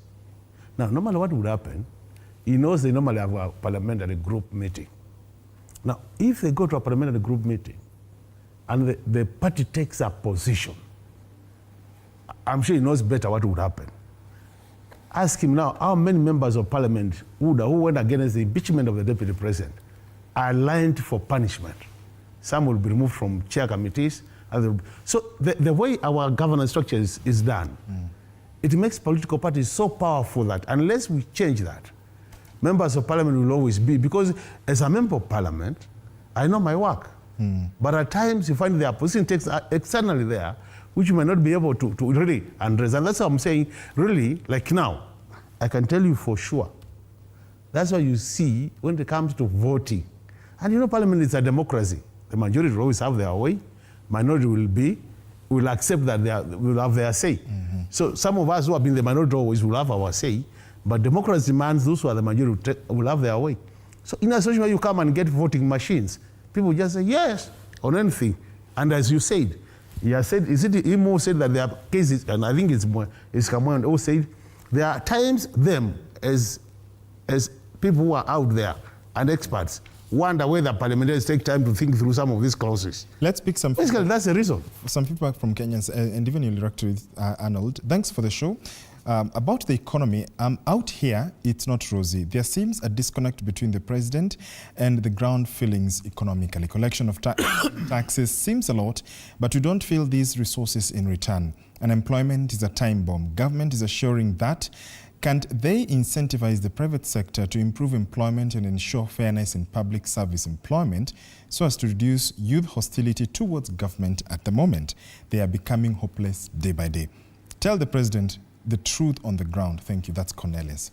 Do you think there needs to be a shift in these policies and in these structures, Arnold? Yes, there is need to actually move away from the way we've been doing politics.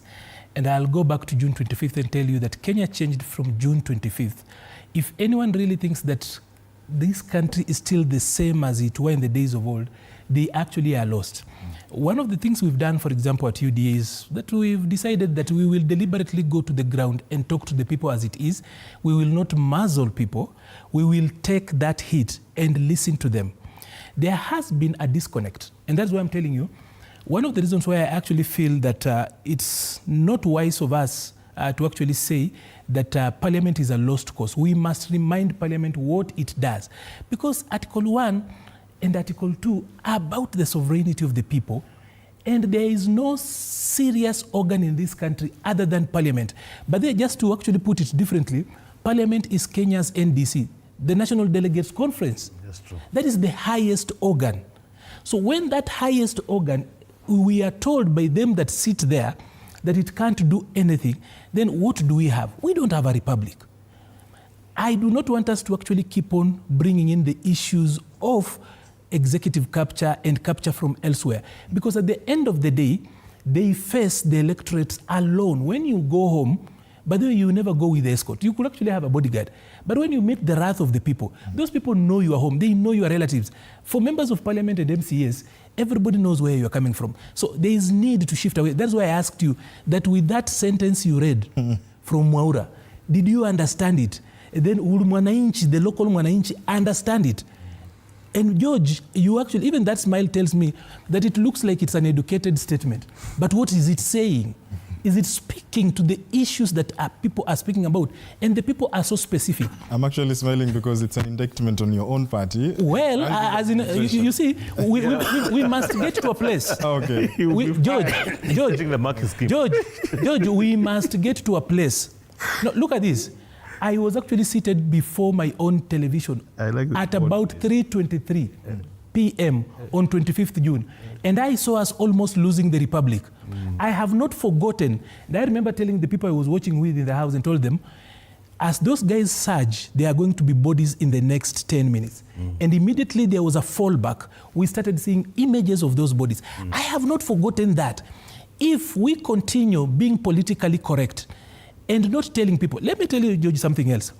There is the Hustler Fund as the president promised the people of Kenya.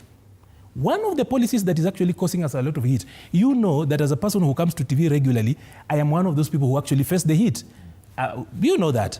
So I'm telling you, there is the hustler that we promised Kenyans, and then there is the Hustler Fund as is being administered. You can actually see the disconnect. So the technical people must stop technicaling, they must stop a lot of English, and present those things as we have promised. George, we are all speaking like Maura. Even us here. So we are all speaking like Maura because we are not presenting any solution. Let's listen to We are just reviewing what has been happening. We are just looking at theories. But what is happening to us is that as a country, we are not able to feed ourselves. Over 60 years after our independence, we are still importing maize, our stable food. We are still importing wheat. We are still importing sugar. We are still importing rice. When are we going to stand on our own feet? Yet we are in a stable country. We are in a very productive country. We have rivers flowing in our country, delivering their water to Indian Ocean and Lake Victoria unused. We are not irrigating. We are still depending on heavens. We are still depending on rains to do our agriculture. And when the government provides some money to do agriculture, we take it to Galana, and the money is wasted. If this would have been invested in farmers who are making profit, they would be making food for our country. We are making wrong decisions because we are investing our national wealth on only a very small fraction on our population, which is not becoming very productive. What happened to our Agricultural Finance Corporation? What happened to those funding agents who were funding farmers so that they can become productive? What is happening to our banks that they are not giving our small-scale business people, our small-scale funding? They are not getting funded. And if they get funding, the interest is so high. Yeah? Because we are competing with government to borrow from the same banks. Those are the policies that should be changed so that we get people who are, we get money to the people so that they can make profit and they can produce our food. If we address ourselves to those very basic things, then all this kizungumingi we are talking about will cease. Let us do the very, very basic things. Let our members of parliament know that they are representing us and they are not representing the executive in that house.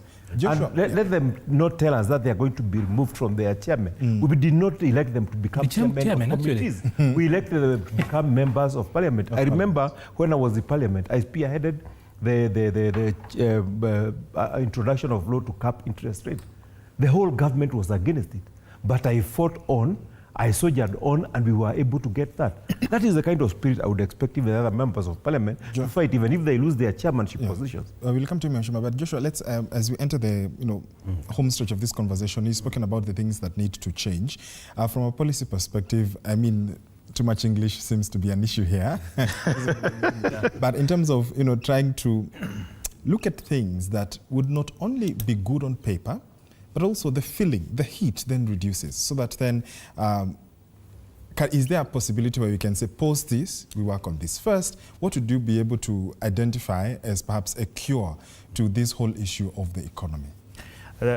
In terms of what we need to do to jumpstart the economy, we are not, for example, if you look on our GDP, and we say about 20 to 25% is agriculture, and about 18 to 20% is manufacturing. When you look on our budgeting cycle, that talks about 40% we know where it comes from, and there are industries or sectors which can be able to, to touch on every Kenyan, whether in the city or in rural or urban areas. But you find that the proposals we bring on the budget do not focus, for example, on how to upscale agriculture and have value addition, because as Mheshimiwa Jude is saying, if you want to focus on agriculture and we say that that's where we get our livelihood from, we are importing all those items he is mentioning. But do we have mechanism where we are able to protect our Kenyan farmer so that we can give them access to market? Because farming is not an issue. People can farm in Kenya, but they don't have access to market. If there is no access to market, or we have a lot of post-harvest losses, then this farmer next time, this season, you are going to farm very well your cabbages or your maize. But as long as you don't get access to market, or you are not able to take your goods to the market, then it means that next time you are not going to farm. And that's what has made our farmers, lose interest in farming. So some of the initiatives which were coming through Finance Bill 2024 was to, have some tariffs on import of certain commodities. But again, it came with other issues which were affecting Kenyans more, and that's why the whole bill was rejected. When you come on and see what the government is proposing now, the new measures they are proposing on the finance bill, nothing really touches on how to promote agriculture and manufacturing or construction sectors, if they are any very minimal. So those tariffs that we had on Finance Bill 2024 are not coming on the finance bill that is being proposed by a majority leader from Parliament. So we don't give focus where we are supposed to have focus on, because if you look on these sectors which are very dear to Kenyans, and even from the KRA collections, some of the areas where they didn't meet targets in terms of revenue collections was on manufacturing, finance and insurance and construction sectors. These are sectors which employ, Mama Boga, the boda person. They employ a lot of people in that ecosystem. But as long as we are not promoting those sectors, then we just continue having, good English. And to a local mwananchi, we say that ni story za jaba, because you keep on telling us it's not helping me. So it's ni story za jaba all the time, because you are not focusing on the sectors which is going to make the ordinary Kenyans improve their livelihood. When you talk about free fertilizers, the folks in the village, they don't get it. You'll be told that it's there on a, on a depot, but you are limited to 2 bags. So if you are supposed to have mass production, say you plant 1 acre, you cannot use 2 bags of fertilizer to be able to, improve your yield or your productivity on your 1 acre. So some of the things we are having that government is initiating, yes, but we need to know, if you're saying that we are giving fertilizer at a lower price, how much yield from Trans Nzoia 1 acre was producing how many bags, and now because we are giving this fertilizer an affordable price, this is how the yield or productivity has improved. So we are not focusing on the key sectors which is supposed to create jobs and to be able to ensure that ordinary Kenyans have access to money so that they can feel that they have money in the pocket. And I think the other thing which this government and the leadership is keep on saying is that when Kibaki came in, we had people that tulipe ushuru tujitegemee, so people used to pay taxes. But what the leadership is not telling us, Kibaki never introduced new taxes. Kibaki said, comply. Comply. The reason why people are not paying taxes is because you load us on this tax, you load another one, you load another one. So they are fed up. And every taxpayer is looking on a way of, how can I avoid this tax? Yes. Arnold Maliba and Ghetto President on Facebook is saying the economy will improve when Mama Mboga and Boda Boda people, their businesses are stable. What is the way forward? Is there hope? Earlier on, we've listened to Prime CS Musalia Mudavadi just about last year saying, give the government time. Do we still have time, or how much time is left, Arnold, to be able to say, okay, fine, we're at a place where everyone can feel? Whereas, of course, you cannot get 100%, agreement on how things are, but a majority to be able to say and feel fine, we are getting somewhere. First of all, it's important to actually underscore the fact that the bottom-up economic transformation agenda is a proper diagnostics, is a proper diagnosis of where we are as a country. So we got their diagnosis right. What we are not getting right is the treatment. And you see, you can actually properly diagnose a situation. Where will the doctors come from to treat? So we really need, it's the doctors to actually pull up their socks. And that's what I'm saying. We cannot leave the burden of proper communication to the president alone.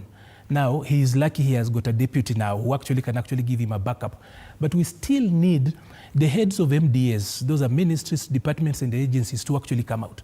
Sometimes you will be talking about an issue in a certain department and you never hear anything from the minister, you hear nothing from the PS, you hear nothing from the MD of that particular agency. You could have a problem about water and you hear nothing from the chairperson, if it's the water towers or anything like that. So ministers, PSs, MDs, and people who are in those particular departments, you cannot then allow the whole department to be, the whole government to be shouldering a burden of a simple explanation.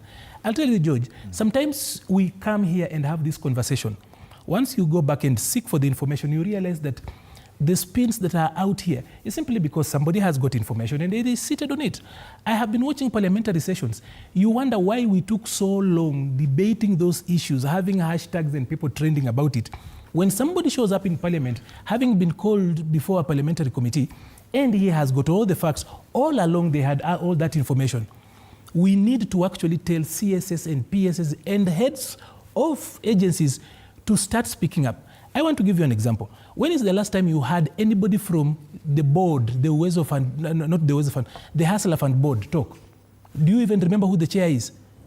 Do you know who are the board members? So we are here, Kenyans are talking about this particular issue, and we have got a board from the Hustler Fund. They say nothing, they do nothing, they're so silent. Even if you met them, you will never know they're there, yet we pay them for it.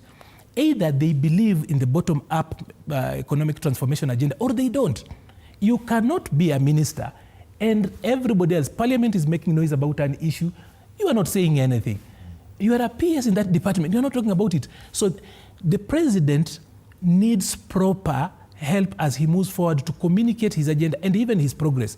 I have looked at some documents, especially on how we are implementing progress reports from the Council of Economic Advisors from the president. Mm-hmm.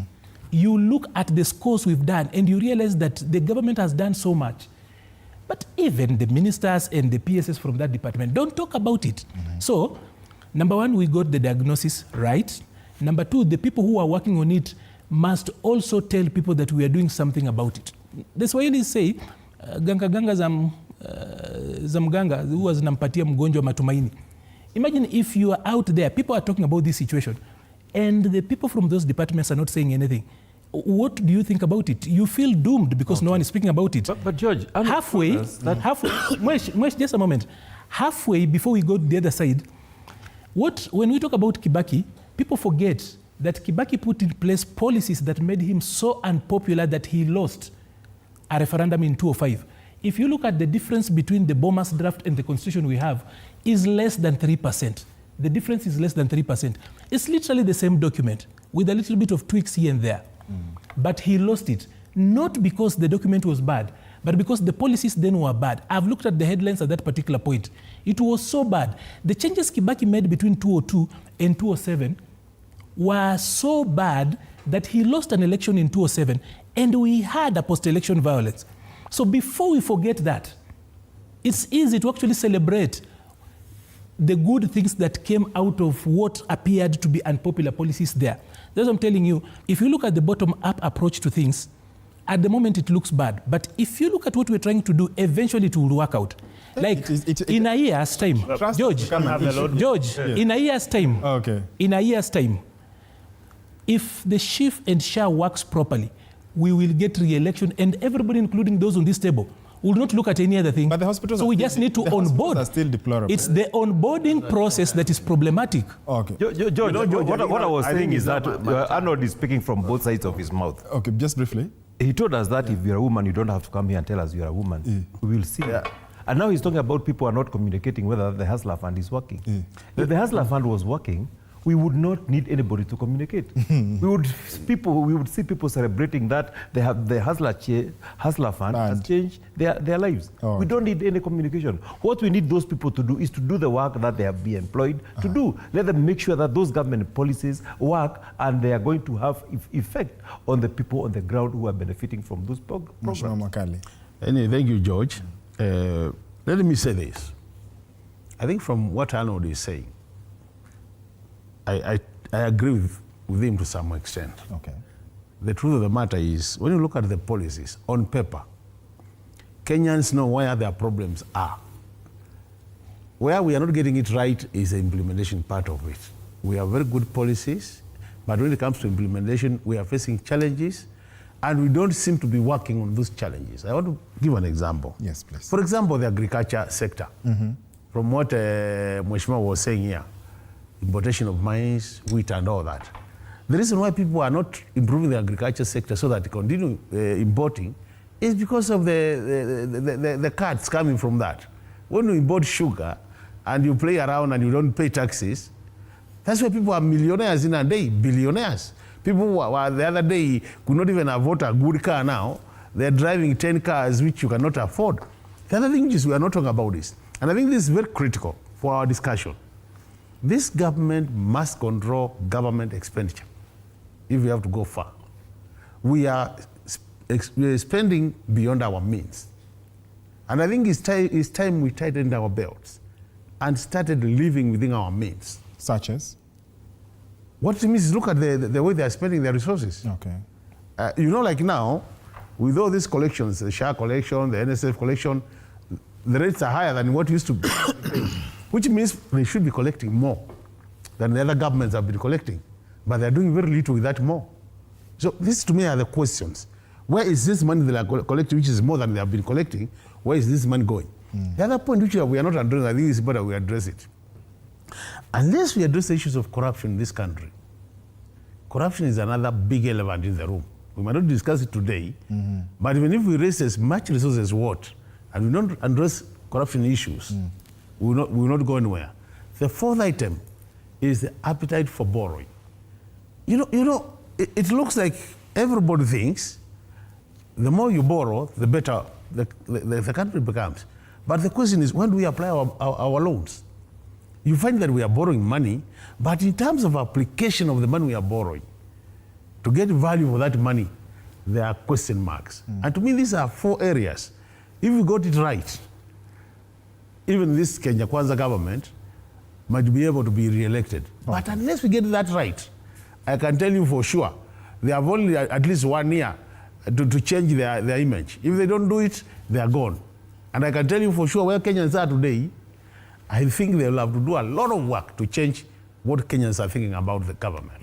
Mheshimiwa Jude, what's the cure to this? I just wanted to add one more thing that must change. Okay. And it's what I call mtadu attitude. Because we are having things being done. You're the one laughing now, Arnold. Yeah?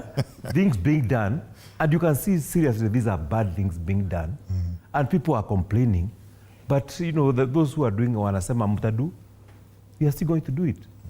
You abduct people, you know it's police who have abducted. You say, the police say, no, it is not the police, mutadu. You know, bad policies are made. Decisions are made on investment of government money, not based on the need of the country, but because of who is going to get what from that contract. And we know very well what is going to happen, but the attitude is mutadu. So unless that attitude changes, so that we do investment, we do things that are going to help Wajiko to move from point A to point B. That is the only thing that is going to change our country. We must have people who are thinking about progress of our country. Otherwise, we are going to keep on going down. We are going to have theories that our economy is doing well, yet our people are always complaining because they can't even feed themselves. Yeah, Joshua. Just rejoice at what Maliba is saying about, you know, the people in MDAs are not, you know, promoting better transformation program. Is it that what Maliba is telling us, also the party leader believes in what he is saying? Because if you have ministers or we have people on higher hierarchy in government and they are not championing or, you know, telling the citizenry that this is what the government is doing, does it mean that they don't believe in this agenda and then they should, you know, give chance to other Kenyans who believe in better program, then they can be able to take us where we want to go. But from where we are coming from, and as I said on the, you know, those tidbits when we started it, this economy is, we are floating. We are not moving backwards or forward, but we are floating. And this floating has been managed, for example, on FX, because when we talk about companies in NSC are doing very well, we all know that majority of those companies have debt in FX, in USD or Euro. So when the rates are down, they'll be profitable. But the fact of the matter is, when we go and borrow, and for example, we invest in a road, what is the return of investment of a road? In terms of the payback period for a road, it might be 30, 40 years. So you are borrowing a loan of 20 years or 10 years to build a project which will give you returns in 30 years. So it means you'll have a deficit and you'll have a problem when you're coming to pay this debt. But because we need to jumpstart the economy, why can't we take this 10-year debt or 15 years debt and come and do simple projects, for example, economic stimulus program, which will be able to generate revenue in terms of employing people or people being able to have access to market or value addition, then we can be able to pay off this debt of 10, 15 years. But as long as we take 10, 15 years loans and we want to invest in a project which is going, the payback period will be 20, 25 years, then we are in a very rude shock into the future. Gentlemen, I want us to think of, each of you, as a statement, 1 minute each that perhaps you leave Kenyans pondering with. And I'll begin with you, Arnold. You can speak about the future, what it looks for this party. You've onboarded, there is a new deputy president, and you've said, he'll be able to support the president. Looking at and speaking to Kenyans who are watching and wondering, will we ever get to a place where the same drive they had when they came out to vote for your party is the same drive they will be able to embrace this government on the sense of ownership? Governments are simply a manifestation of the people. The economy is a lot of times a representation of the work we do as a people, and we, the people, are the cogs upon which the economy runs on. So the Kenya County administration came out, number one, on the promise of stabilizing the economy. It has actually been able to do that. It's stabilized the economy, it's stabilized the runaway prices. We've dealt with the issues, those are issues people don't want to talk about, but last year, those were the issues we were talking about. Runaway prices on basic commodities have been taken care of. The inflation bit of it that we are now raining on the parade, for it actually has worked around. Then when we talk about the prices of food going down, I have had Mheshimiwa coming up, and we shouldn't be a sadist country where when we do not have food like we had scarcity last year, knowing too well that in 2022 we had the longest drought in a very long time, we say that we have got food only on the basis because it rained. So we thank God for that. But when there is drought and there is scarcity, we blame the government of the day. I don't know if that's not even speaking from both sides of the mouth. That is not even now speaking from the mouth. It speaks from you are speaking from something else.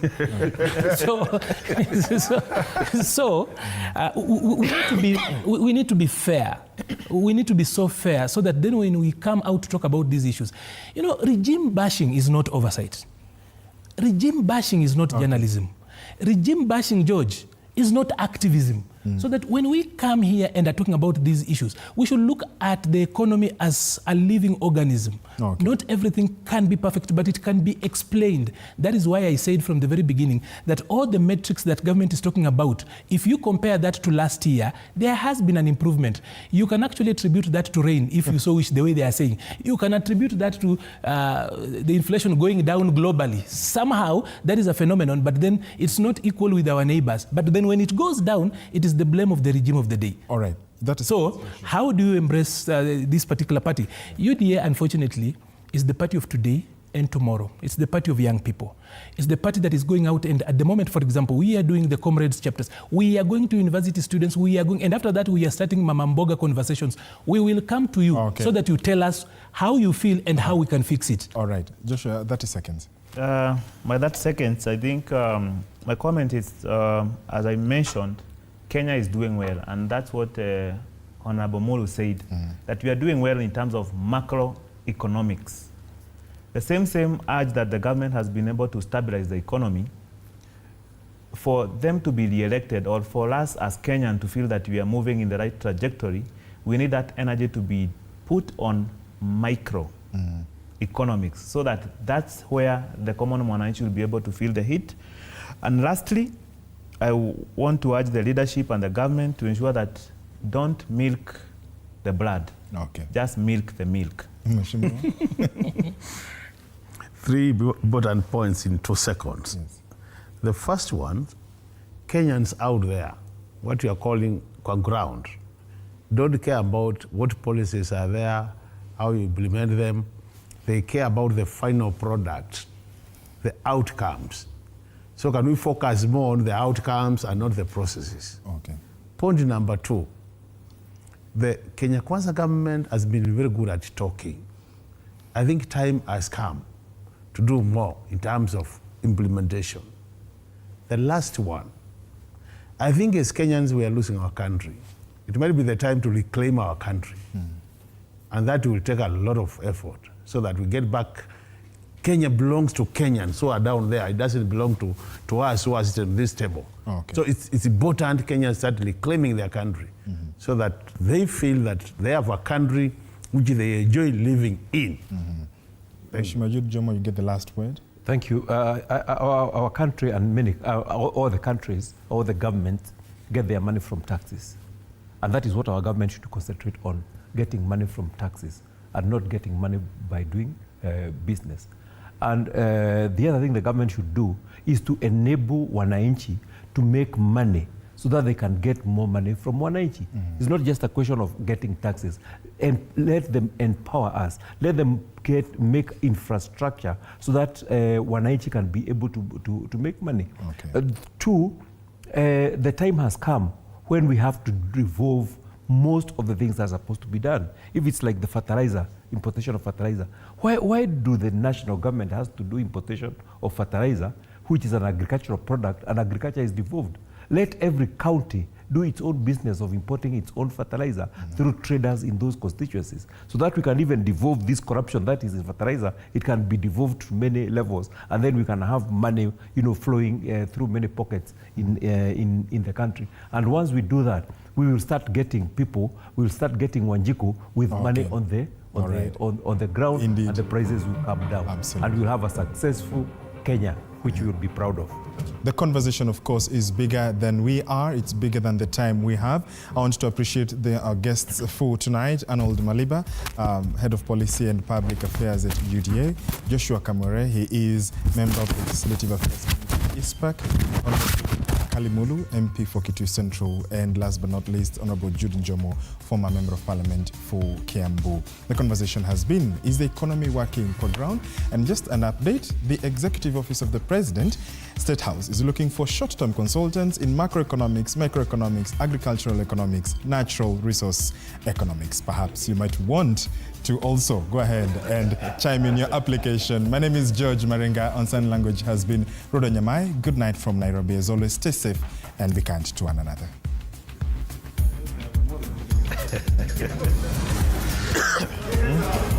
Yeah.